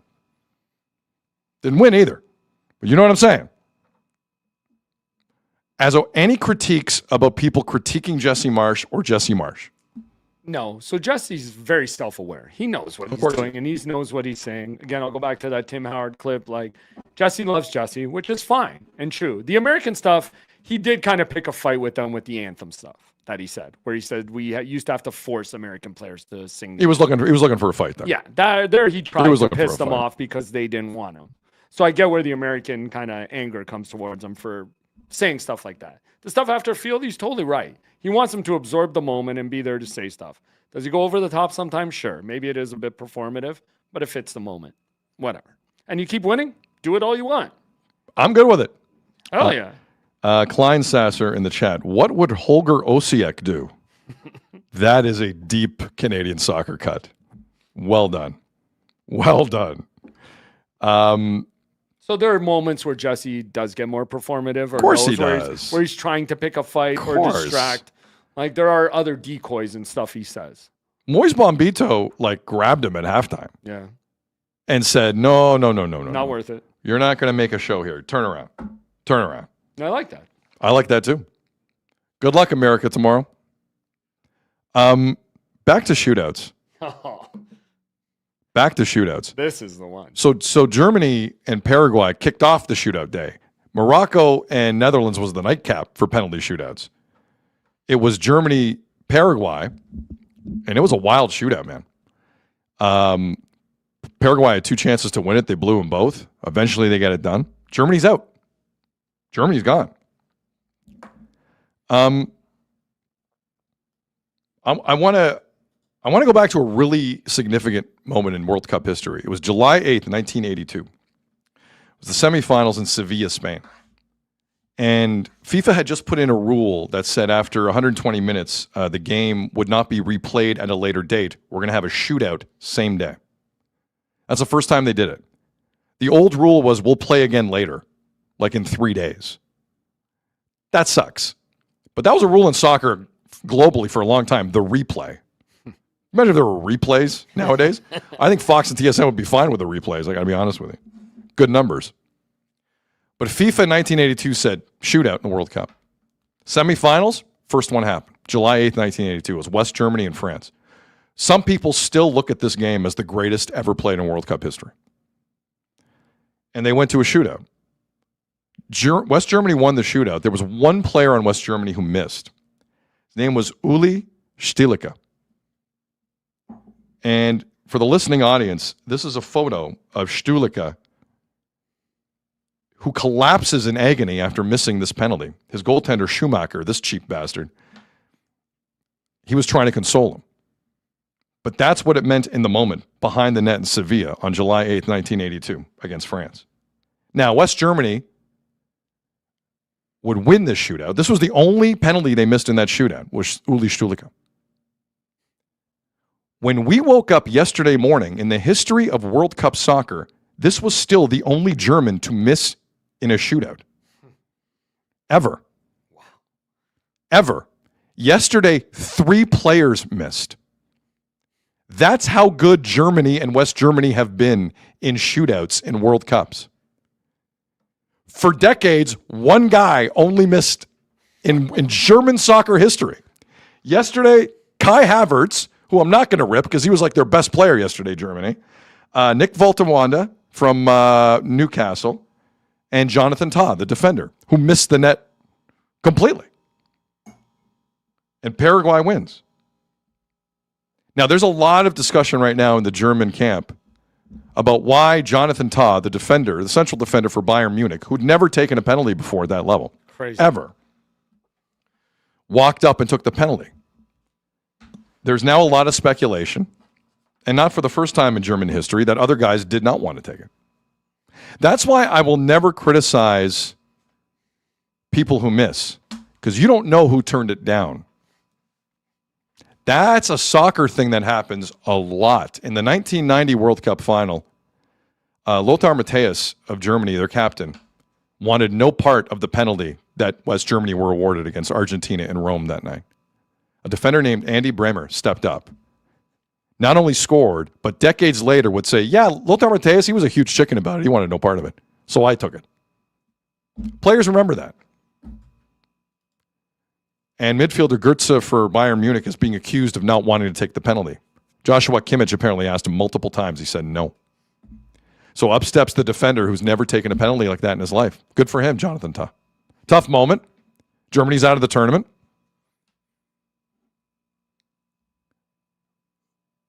But again, I want to underline how amazing Germans have been in penalties for all my life until yesterday. I've never seen anything like that from a German national team in a World Cup until yesterday. One guy had missed since 82. One in a shootout. Crazy. Crazy. Germany deserved to lose that game, I thought. Yeah. You agreed with me, right, on that, Azza? Yep. Paraguay, listen, Paraguay played a certain... Going to email from Germany. They're not happy with our comments. Watch your mouth. But wild day yesterday. Who knows what today has in store? Norway and Cote d'Ivoire are still tied here. Who knows? As a neutral, I love shootouts. Yeah. I love shootouts. I think to your point, like you practice those, you got to step up in the highest pressure. That's a skill, man. It is 100%. I'm with you. Anyway, just wanted to say that. Mm-hmm. Not a good look for Germany yesterday. But if somebody else misses, would that make you more anxious? Like, would Scars! Oh, boy. Oh, Musa, Norway. Like I said, Norway, have them right where they want them. That's right. Musa. They're rested. They're well rested. They're ready to go. The Leipzig winger. Wow. But if a guy misses in a shootout, would you be more like, okay, now I can shoot because the guy already missed? Or would it put more pressure on you to hit it? You mean if like say the first person on my team misses? Mm-hmm. So you wouldn't be the only I feel like that's more pressure on me. Really? Okay, Gotta make, I would look at it the other Got to way. make the next one. Yeah. In a way, they'll remember my miss more than the first miss. Excuse me. Musa, oh, what a goal. Oh, what a goal. It was okay. Not up to Azo standards. That's the kind of stuff that got Italy bounced. Yeah, it's true. People forget Norway beat Italy twice in that qualifier. It's that kind of, and they look like this. Mm-hmm. What a goal. So thanks to Six Sports Fan for pointing this out, but this is what I was getting into the computer. Kevin Weeks just put this out there. It's a picture of Connor Hellebuck with the eye emojis, with the wide open eyes emoji. Oh, my God. Something might be happening. Oh, my God. Connor Hellebuck. Dude, I love a good Google eye emoji. I know you do. That's why I wanted to grab it. I love it. What's going on? I love it so much. Vegas. Yeah, yeah. Vegas. You've been on this one. It's got to be Vegas. Yeah. Look, does Buffalo or New Jersey now? This is a rather harsh comment. Harvey in the chat. Play until there's a winner, Sid, you idiot. It's unnecessary. Yeah. I didn't make up the rules. I mean, a shootout does determine a winner, so they are technically playing till there's a winner. Yes, thank you. You are playing till there's a winner, idiot. Let's not call each other names now. Yeah, no name calling. No. Hey, Azo. Yeah, man. You like my shirt? I do. You look pretty snappy, dude. Snappy shirt. Yeah. Clothing for today's show provided by Ed's Fine Imports, Markham, Ontario's #1 clothing store for the last 20 years. Formal, casual, they've got you covered. Brands like Psycho Bunny, Blue Industry, Page Jeans, Nobis, Gitch, Bugatti, Paul Batenley, 7 Downey Street, Tommy Bahana, so much more. Ed's Fine Imports, just north of McCowan and the 407. Go to the store or Ed's Fine Imports online. Tell them Sid sent you and get 15% off your first purchase. Sorry, so where's Hellebuck going now? I don't know. Just the eyes emoji. We don't He's know. going somewhere. Maybe. Oh, my God. Oh, my God. Now, I was saying, is New Jersey an option now? Seems like they need a goalie. Yeah. They didn't get one back in that deal. It's not going to be Jake Allen. He's their backup, isn't he? Oh, my God. Hellebuck will be joining 2 Hughes brothers. Yeah. Wow. And maybe a maybe third. Yeah. Oh, my God. The Devils, the New Jersey Devils are the Miami Heat of the LeBron era. Oh, my God. It's New Jersey. Maybe. New Jersey just moved a $6 million goalie that they'd signed starting this year. That's basically Hellebuck. Hellebuck's 8.5. Wow. Deadly Dad Gaming in the chat. What if we say Azo sent us? What's the discount? Doesn't even know who I am. 2%. 2%. Okay, so we'll keep an eye on this Connor Hellebuck thing. Got to keep an eye on a lot of things right now. Oh my God, Norway's playing way better than I thought they'd play. Oh my goodness. We do have to talk some Leafs. Okay, here's another thing. Hang on. What do you got? Oilers What do you got? Now today? Sorry, start from the top. On Oilers Now today, less than an hour ago, Bob Stauffer asked Frank Saravelli, who's going to be the biggest name that moves in the next 3 or 4 days? Frank's answer, my guess would be Connor Hellebuck. Wow.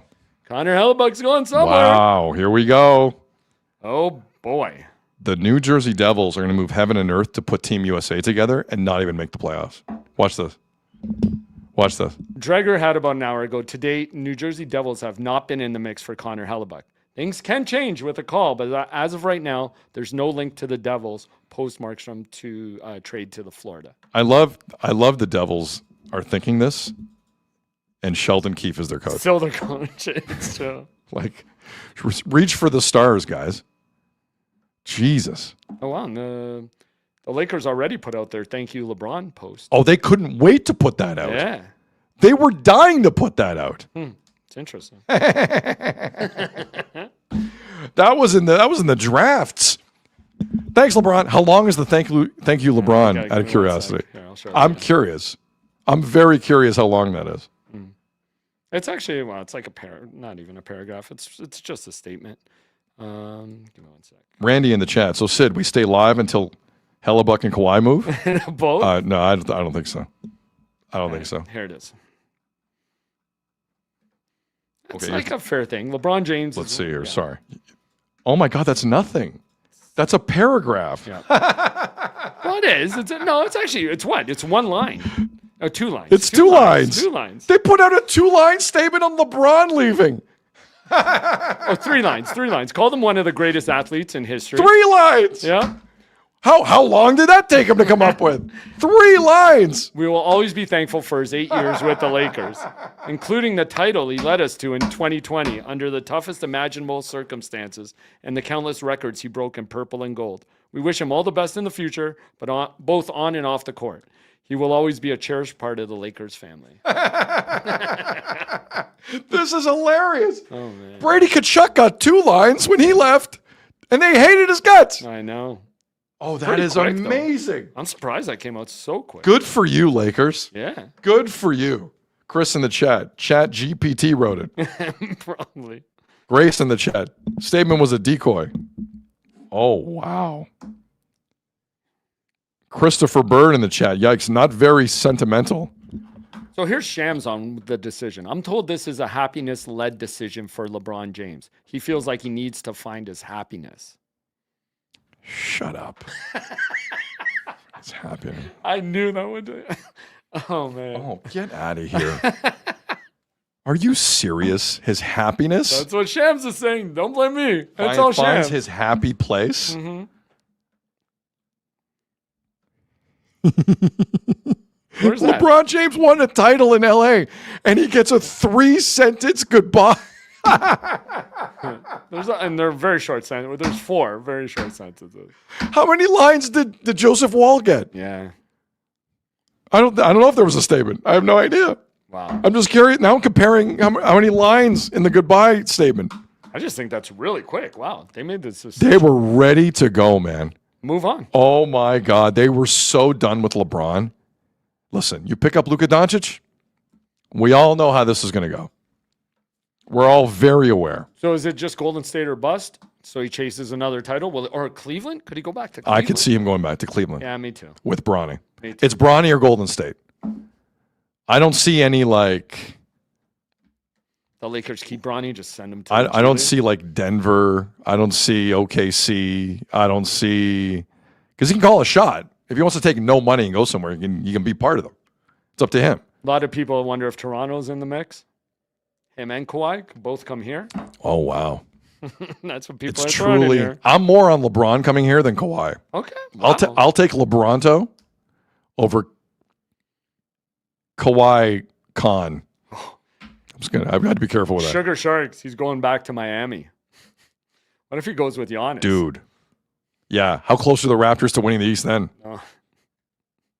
That would not be good for anybody. He makes another decision video. The 4th decision. Jim Grayson sitting there with a cane. Oh my God. That's funny. That was funny. Things are happening. Thank you for showing that. Mm-hmm. All right. Along the same lines, the Leafs have released Matias Michelli. Sorry, what else? No. Shams threw out his 3 teams that are in on expected suitors for LeBron. Okay. It is Warriors, Cavs, and the Miami Heat. Here we go. Here we go. Here we go. Yeah, I just saw that. Sorry. Oh, wow. I have Shams like open in my notifications. No, it's he did a. Oh, I see. He did an appearance He's doing on a the hit. show. He's Yeah, doing yeah. a hit. Sasha in the chat. Sorry, no. Forgive me. Trafalgar in the chat. LeBron's son is garbage. That's unnecessary. Oh, man. Why would you say that? Why would I read it? Just because they drafted him when they didn't need to? Yeah. That's Made the Lakers do some stuff. completely unnecessary. Mhm. Completely. Yeah, it's all happening. There's people in this chat that want us to go 3 hours today. I don't think we're going 3 hours today. Something breaks right around 2. Let's let it happen first. The way it's going. Yeah. No. The kid in the chat, the Matias Michelli era is over. Sid, you okay? I don't know what to do with my jersey now. So the Leafs decided a $4.1 million qualifying offer on Matias Michelli was a little rich for their blood.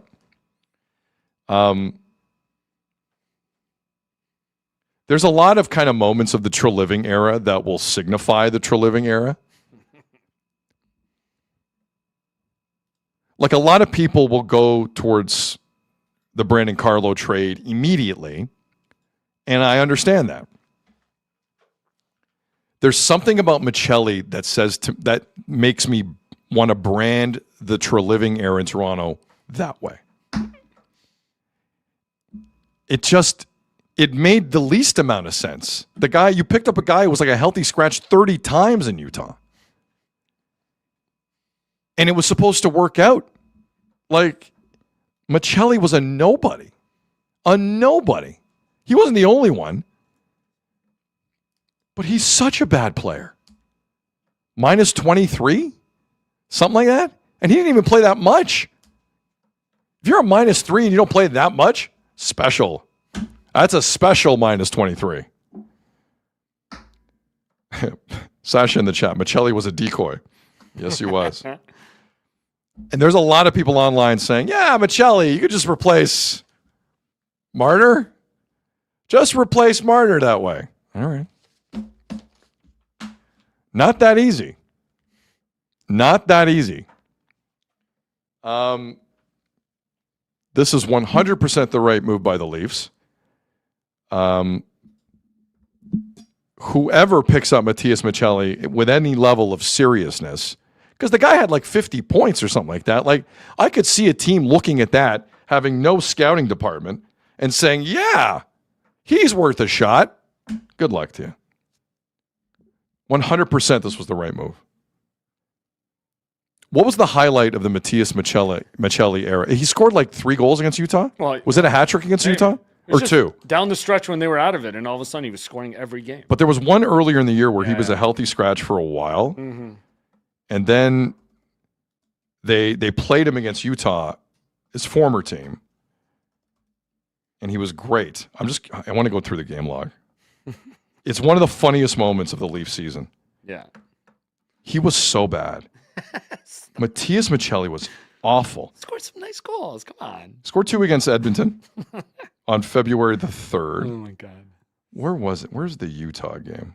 Utah, where are you? Yeah, goal and assist against Utah. A goal and It was goal and assist. Different than It wasn't even 2 goals. It was November the 5th. Yeah, that's a revenge game, all right. Yeah, for sure. For sure. That's pretty funny. Just a waste of everyone's time, and I'm glad I don't have to see him play hockey again. Any final thoughts on Matias Michelli? I think we're okay to move on. Are you good to move on? Yeah. He had 2 goals against Edmonton. Come on. He did. Yeah. Oh, yeah. He was in the Olympic spirit. 3 whole points against Anaheim. Jay Fed in the chat. Michelli tribute video? Potentially. All the jerseys will come out. That wasn't the most shocking moment of yesterday for me for the Leafs. I agree with this. Troy Stecher was re-signed for 2 years. Not 1. 2 years by the Toronto Maple Leafs at a total of $2.7 million. Guys, I like Troy Stecher, okay? Every time I hear Troy Stecher on mic, he is an honest, grateful guy. And seems like a likable guy, okay? Do not tell me by the end of the year defensively this is someone you need. Don't make that argument to me. You weren't watching then. And anyone can make the argument, oh, well, it was bad for everyone at the end of the year. Yeah, you're still judging people, though. Guys, Stecher by the end of the year was a disaster. He had a decent start. I'll give you that. By the end of the year, no mas. Throw in the towel, man. Like, how many teams has Troy Stecher been on? There's a reason. I'm not trying to be a dick about it, but like, Like he's been on 1, 2, 3, 4, 5, 6, 7 teams. Why? Ask yourself why. And you lock him up to a one-way deal for 2 years? Someone make it make sense. Like, I just, generally, I don't disagree with what I'm hearing from Chaika in a lot of ways. I still don't think this is an all-in team for 2 years. They're nowhere close. But sure, convince yourself of that. Fine. If you're going to convince yourself of that, what does this do for you? Guys, Stetcher got eaten alive at the end of the season by a lot of players, okay? A lot. All I'm saying is if you want to bring, like, give it a year. Okay, a year at 1.35. You need bodies. I'm open to that argument. 2 year one way for Troy Stetcher? What am I missing here, Azo? What am I missing on the Troy Stetcher 2 year contract? At very best, he's the 7th defenseman on a good team. And you know they made him available about an hour ago? Oh, to talk to the media? Yeah, I did Zoom. see some quotes. Yeah. He wasn't available by Zoom. But Hey, it's Cliffy in the chat. The analytics, Sid. Yeah, I guess it is. I mean, besides being a great story and all that. He I don't is. know. No, he is. He's a terrific story. To your point, he was getting eaten alive by the end of the season. Ray Bay in the chat. Chaika is cooking. What? A mediocre stew? Like, what is he cooking? What is he cooking? Again, he's your 7th. So are you okay paying that for a guy who might be healthy scratched a lot? I mean, I don't know. let's take a look. I need to put eyes on this. Because you're right. Normally he would be your 7th. On the Leafs, is he your 7th? Yeah. I mean, you can argue like he's better. He might be better than Philip Myers. Like right now, I think he's top 6. Well, but they're one acquisition away from him being a 7th defenseman. Mm-hmm.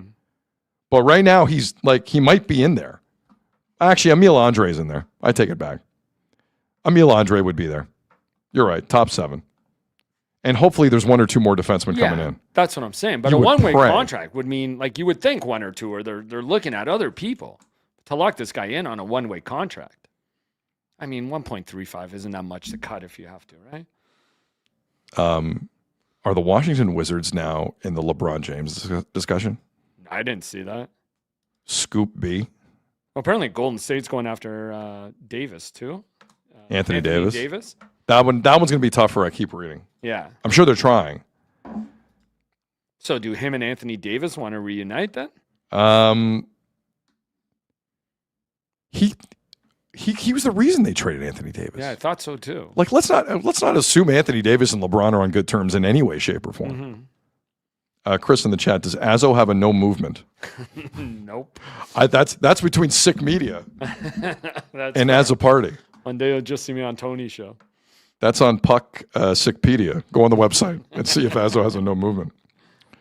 Yeah, I just don't. That kind of came out of nowhere. You think that? Oh, I could've was waited. stunned. I was stunned to see that Troy Stetcher news yesterday. Stunned. Hold on. This is pretty good. From Skillet in the chat.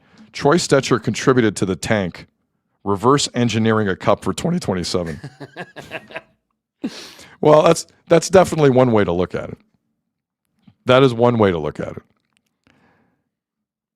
Man, this Kevin Weeks Hellebuck thing is just racing on social. I know. And now everyone, once again, if you're just joining us, Kevin Weeks has put out the juiciest tweet we've seen in hockey in a while. It's just Kevin Weeks and Google Eyes. I have a hard time believing this is Buffalo. I have a hard time believing this is Buffalo. If it's Buffalo, good for you. Jarmo Kekalainen, I'll give you all the credit in the world. But I don't buy it. Right now. Let's take bets. If it's his Connor choice, Hellebuck's going where? Where's he Buffalo going? over New Jersey, would you say? Like, what's the better option for him I think it's Vegas. Yeah, well, of course. I still think it's The Vegas. team that just went to the Cup final? Yes. Yeah, I would agree with Yes. you, too. Who didn't have a Vegas. goalie? For 100%. For sure. But do they have the players? Yeah. I mean, the Devils and the Sabres definitely have more assets because they're more awfuler. So I don't know where you go with this, but Kevin Cheveldayoff needs something. Like you just can't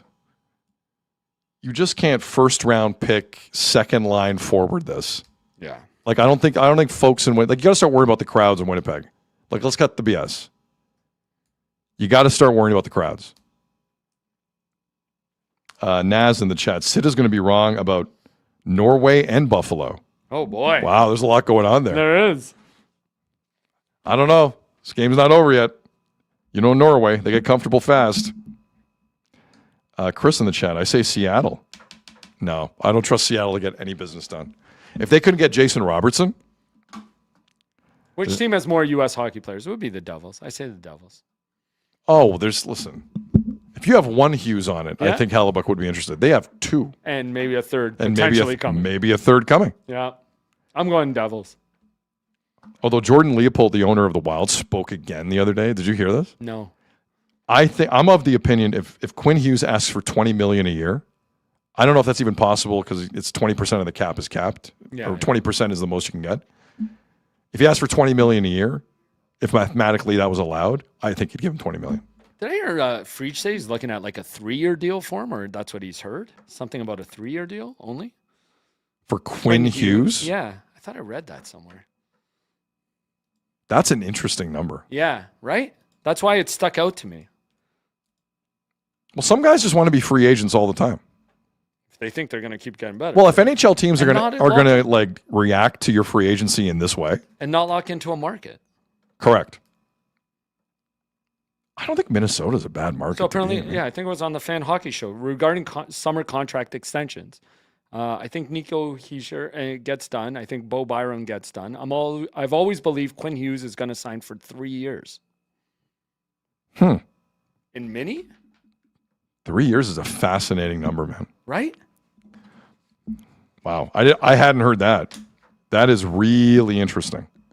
We should do Kawhi here before we go, right, Azo? I guess. Hasn't dropped yet. Well, let's do this. So as of right now, no Kawhi in Toronto yet. Mm-hmm. CP24 has a helicopter in the air. They're looking for Kawhi. I don't know if he's here. Where's Uncle Dennis? Where's Uncle Dennis? Is Uncle Dennis having a board meeting in MLSE as a future owner of the Leafs? I don't know. I want to make one point before we run this clip, because Brian Windhorst was on with Rich Eisen yesterday. I thought it was both funny and interesting. All we keep hearing is that Kawhi will only talk extension with the Raptors. Can I keep adding the long term? Because I find that bizarre. That every time they say extension, they say long term. Well, it would have to be long term. You would think Kawhi would want a long term deal. But just how many years is that, especially in the NBA market? Well, again, there's a lot of questions because this investigation is going on with the Clippers and cap circumvention and Kawhi. That was unearthed by Pablo Torre. And we don't know where that's going to lead either. Now, I do want to say, before we run this clip, about kind of where things stand, here's the one thing, Azo, that doesn't make any sense to me. If you can counter the argument, please do. Or anyone in the chat. Right now, this is about, money is very important to Kawhi Leonard. We all agree on this. He has a year left on his deal. Clippers seem like they want to pay him a ton of money. So it's about money. If you want the most money possible in this next extension, why are you just talking to the Raptors? Yeah. You know what I mean? If you want the most, open it up. Open it up. If you feel you have leverage, open it up. Why is it just a team outside the country? That's interesting. I have, does that make any sense? No, unless he knows from the past negotiations that they're going to pay him on the side for stuff. He's got money coming in from the other side. He knows they'll negotiate in that way with him because he's been there with them. And right now, with all this legal stuff, maybe he doesn't want to have those negotiations with anybody else just because he's been down that road with Toronto. And there was some stuff on the table for side deals and money coming in from other avenues. Oh, he loves his other avenues money. Yeah, and going to Canada while there's a case on. There's no doubt. I just wonder if because it's the negotiations have been there before, he doesn't have to go down that path with other teams. I mean, I don't know. I honestly don't know. You're right. It's a good question. So that's the one part of this I don't understand. I kind of understand Bobby Webster's perspective in the Raptors. Okay, Kawhi knows Toronto. Okay, sure. Alex McKechnie. Alex McKechnie, yeah. That's huge to me. Johnny Magic Hands, yes. Even though he didn't want it last time. Yeah, Alex McKechnie was waiting for him last time too. Valid point. And he left. Mm-hmm. So this was a funny clip to me on the Rich Eisen show yesterday, going around the horn on the Kawhi thing and the Toronto thing. Take a listen. Kawhi, what's going on with it? So I don't think Kawhi wants to leave the Clippers. Okay. And I wouldn't even say that that's a guarantee. However, when you're going into the last year of your contract and you're 35, which he is today, happy birthday to Kawhi. Kawhi, yeah. I'm sure he's celebrating. With apples. He's eating apples, Yes. right? Rebound, boards, and apples. Okay, great. That was actually not a true story. I know that. But it's a great, I'm sorry it's a to great throw that. visual. But it's a great visual. I don't know. I just try to be accurate. For the few of you that don't know the reference in that story, the story came out years ago that Kawhi at a team dinner with the Spurs brought his own apples, sat down and said, it's apple time. And just ate apples at like a steakhouse or wherever they were at. Fun guy. Fun guy. Look, are apples good for you? Yes. An apple a day Oh, I was going the other way. gets you Alex McKechnie. You like apples? So anyway, that's the context of the Apple story, which is now has been proven false, but I still believe it because it's too funny. I didn't mean to interrupt you with my It's idiocy. okay. Please go on. Sorry. I feel like I'm filibustering. Anyway. Yes. That's good. I think Kawhi would like to stay in LA. Okay. He's coming off of a season and a half of very healthy basketball, very healthy, high-level basketball.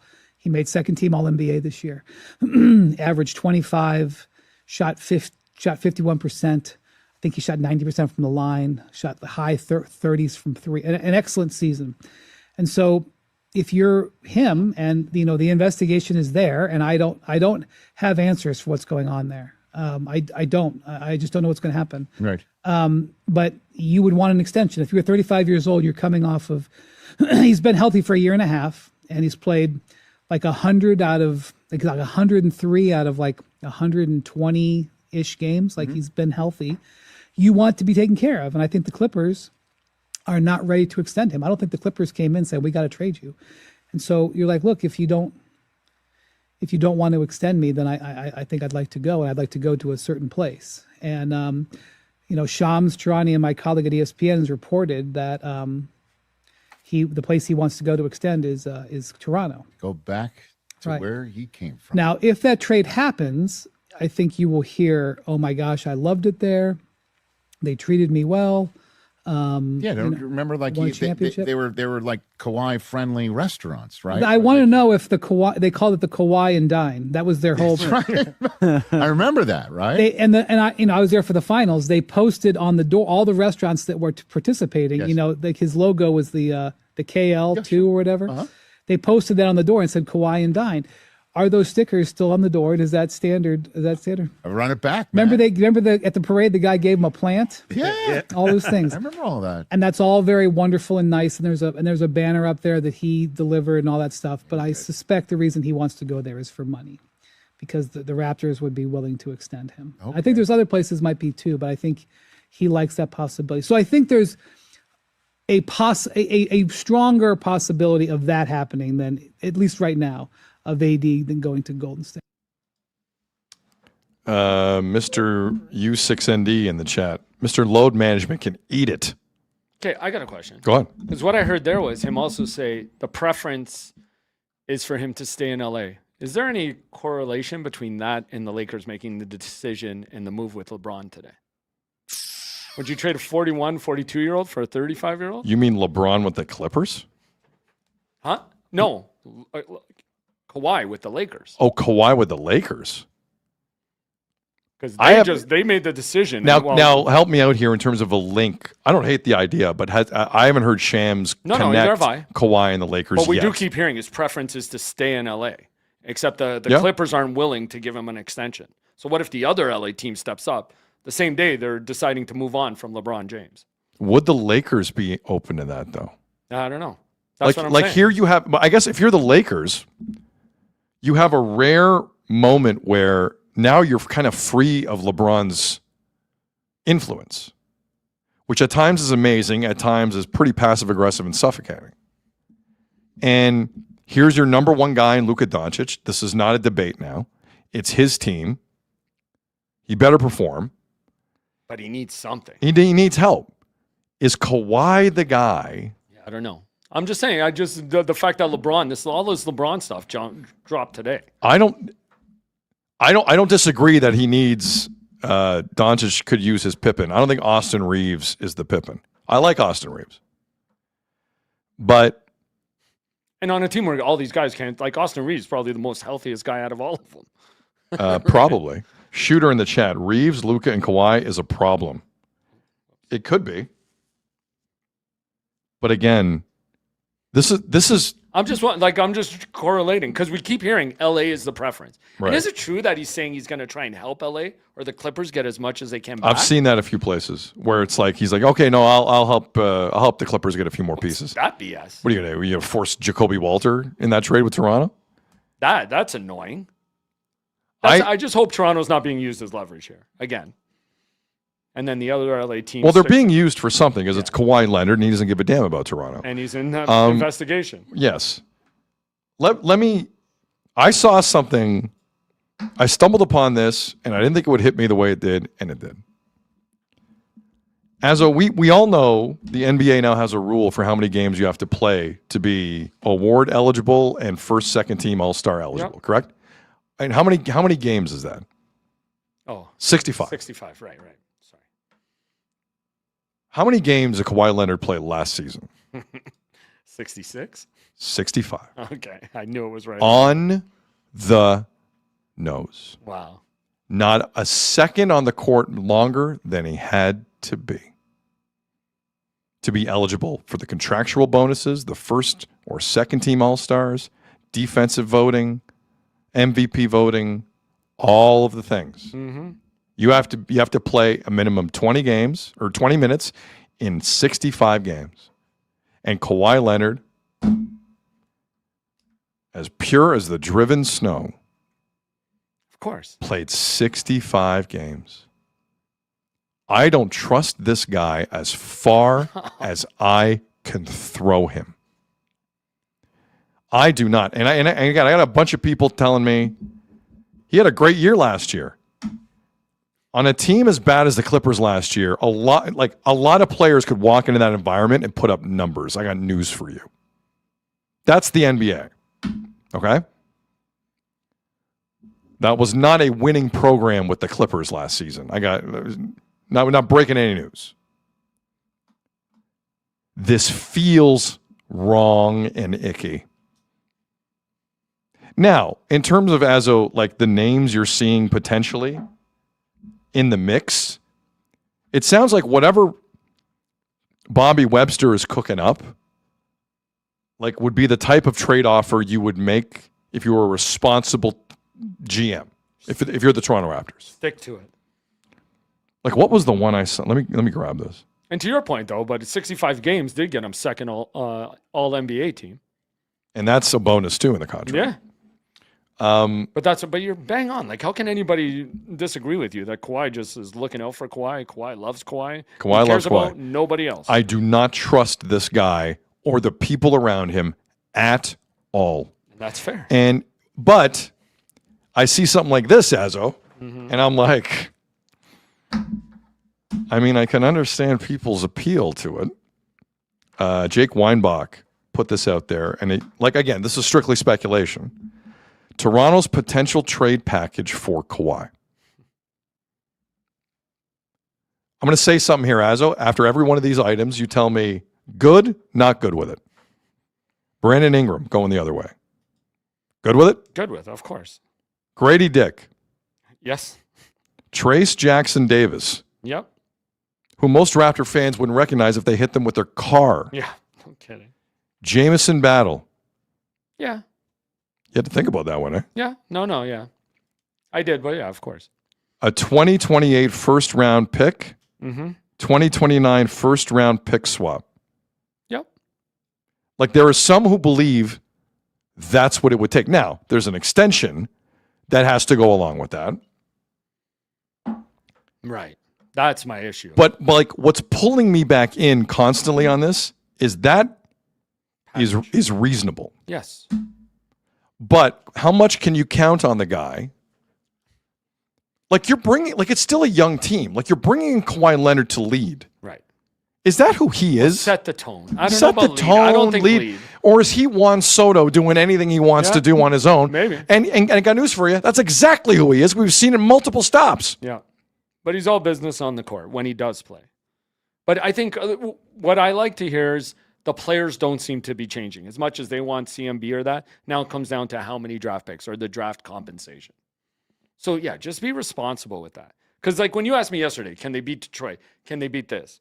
Like I should have flipped it on you, like you sometimes do to me. I sometimes and ask do you to you. another question. Like, how do you feel the current Raptors as they're as they're made up now could beat those teams? Absolutely not.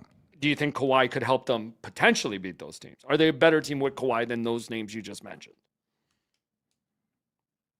It's close. I mean, I can't sit here and honestly, like, there's a logistic argument to this that I can't fight against. Like, obviously, the Raptors right now are better with Kawhi Leonard on the team. Right. But there's a big picture to this I can't shake. No. And I don't, nothing will move me off this. Well, to me, nothing. I have to know what the extension is too. 100%. I mean, to me, yeah, it's true. Like that's a whole nother thing. That's a whole nother thing. Anyway, that's my last. You're right. Oh, it's 2:16. Yeah, man. You are making me do 3 hours. I know. You're tricking me. I'm waiting for either Hellebuck or Kawhi to get traded. I know you are. Right Then we now. have to do another 2 hours. Because Cote d'Ivoire is all over Norway, baby. Yeah, let's watch the end of this. What do you got? All right. Oh, no one is agreeing with me on the Bo Bichette thing. No one. Lowry in the chat. Sid, stupid Bo take. Azzo on point on Bo. I forgot what my Bo take was. I'm just not hot on Bo. I think that's what my take was. I think that's what my take was. But you're saying I was saying he's an all-time guy. I never said that. You insinuated it. No, I didn't. Or that he should get $42 million. I never said that. No, neither of us believe he's worth $42 million. Of course not. No, but you were angry about a lot of things. No, I just think we undervalue what he brought to this team. All right. In a leadership role that they're missing this year. And I am a classic example of undervalue. It's true. By the end of it, I did undervalue some things. This team is looking for some leadership and professionalism. And Bo to me brought both, and they're missing it this year. Nobody else is stepping up to fill that. Really, eh? Yeah. Like it wasn't just Springer's like a shell of what he formerly was, and all these other things. Like there's so many things going on with this team right now. Like listen, professionalism is where it starts. Bo gone is part of it. I'm in agreement on that. But like there are people. I'm not saying you're doing it, but there are people in this market that are like, you got to bring him back. And I'm not like, at that cost. Like it's all relevant. That's not kind of the point. Like, I just think this team has looked less professional this year than they have in the past. See, I don't know if I agree with this either. Chris in the chat, hey Azzo, leaders are not quiet as a mouse. Like because a guy's quiet with the media doesn't mean he's like that all the time. Again, when Vladdy's sitting in the corner, sulking or whatever he is, thinking why he can't get a hit, Bo was the one who would sit there with him, talk about hitting. That might change his mindset. I haven't seen anybody else this year go sit with Vladdy when he's there by himself. They all leave him alone and let him do what he wants. And he hasn't been able to pull himself out of it for the longest length of his career so far. You tell me there's no correlation there. Okay. I think there is. Well, clearly the dynamic here has changed. We're 85 games into the season? This guy hasn't, he's never caught up. But it's like, it's a wide-ranging dynamic. Like now Vladdy's the $500 million guy. Yes. Like there's a lot going on here. But again, Bo was the yin to that yang, where Vladdy's always having fun. We see him doing all this stuff and he wants. Again, Bo was our scapegoat all the time for saying the jacket is inappropriate time. The Gatorade showers are inappropriate time. Now we're just seeing it all the time. It's me in the chat. Shut it down, guys. I need to pay attention to my job. That's a really good one. Justin in the chat. Should we just get Kevin Biggio? Okay. I forgot Kevin Biggio was the third wheel. Yeah. Was there a Sports Illustrated cover with the three of them? I think there was. No, Was there? No. with the three of them. There was something though with the three. The three kids. Yeah. There was something, or maybe it was a sport. future. Maybe it was a Sportsnet mag cover. Yeah. Was it a Sportsnet mag? Maybe. By the way, some good. That magazine was good. That's some good writers. Yeah, Some like they really invested good a lot, and it was good. Mhm. I know magazines kind of aren't what they are, but that was a good idea. Sportsnet magazine. Chris in the chat, pizza time. Maybe. All right, I'm stalling here looking for a trade. It's not coming. Let's go. Azo, it's not coming. Anyway. All right, so let's shut it down. You may see us in 5 minutes on another stream. Whoa, what? I don't know. No, I'm leaving as soon as this is over. I don't blame you. All right. Anything else on Bo? No. Anything else on Bo? Like or subscribe whether you love or hate Bo. No, I just think, anyway. Go ahead. No, go ahead. Go ahead. Go ahead. No. The only other thing was the Vladdy stuff. Like this team always wanted Vladdy to get more serious, and I think it's what caused them to wait to give him the extension. That's why they traded away Teoscar and Gurriel and that. And Bo seemed to be the only guy that could ever make him do that, who he would sit there and talk stuff out with. I would love to see serious Vlad at some point. Because we we haven't really seen it. Just to get out of this. Like, you have to be professional. It can't just be your talent. I'm all for a different Vlad. And the protection. Look, Okamoto's having a great year. He could replace some of Bo's stats in the lineup. Like, it's not just about hitting. To me, it's about the other stuff. Bo was all about being professional and just wanted to play and wanted to win. So you're saying he was serious. You're saying the intangibles with Bo were underrated by some people in the city. Yes. Yes. Wow. Okay. Shooter in the chat. Azo's about to quit. He doesn't have a no trade clause. That's true. He'll walk away. Nick in the chat. How about Charlie Montoyo? Yeah, that worked out. Playing the bongos. Bo was really happy with Charlie Montoyo. By the way. Do you remember Bo's quote But was that's like, what, he wouldn't put up with that BS. He Bo- wanted to win. But Bo's quote after Charlie left was like, yeah, it is what it is. Because he liked to win. I'll never fault a guy for that. Here's how we wrap this up. Chris in the chat. Azo is Sid's Bo. Aw. Thank you. And he also will make $42 million this season. Whoa, what? Really? You don't know yet. Oh, boy. Arbitration at Sick Media? Serious thing. All right. Oh, what's going on? Whoa. No, I hit something. Don't do that. Yeah, I got excited when you said 42 million. Don't do that. My finger slipped. Sorry. Is there something going on? No. Okay. I hit the outro I thought before there you was- were ready. I got excited. All right. Our apologies. We were going to get to Anthony Santander, but we ran out of time, even though we went overtime. Too much Bo talk. On behalf of Bo's going 5 for 5 tonight. I think so. On behalf of Jeff Azzopardi and everyone here at Sick Media, I'm Sid. You've been watching and listening to the Sid Seixeiro Show powered by Sick Media. Enjoy the rest of your day. Let's see what tomorrow brings. Take care. We'll talk soon. Go Bo. And that's a wrap.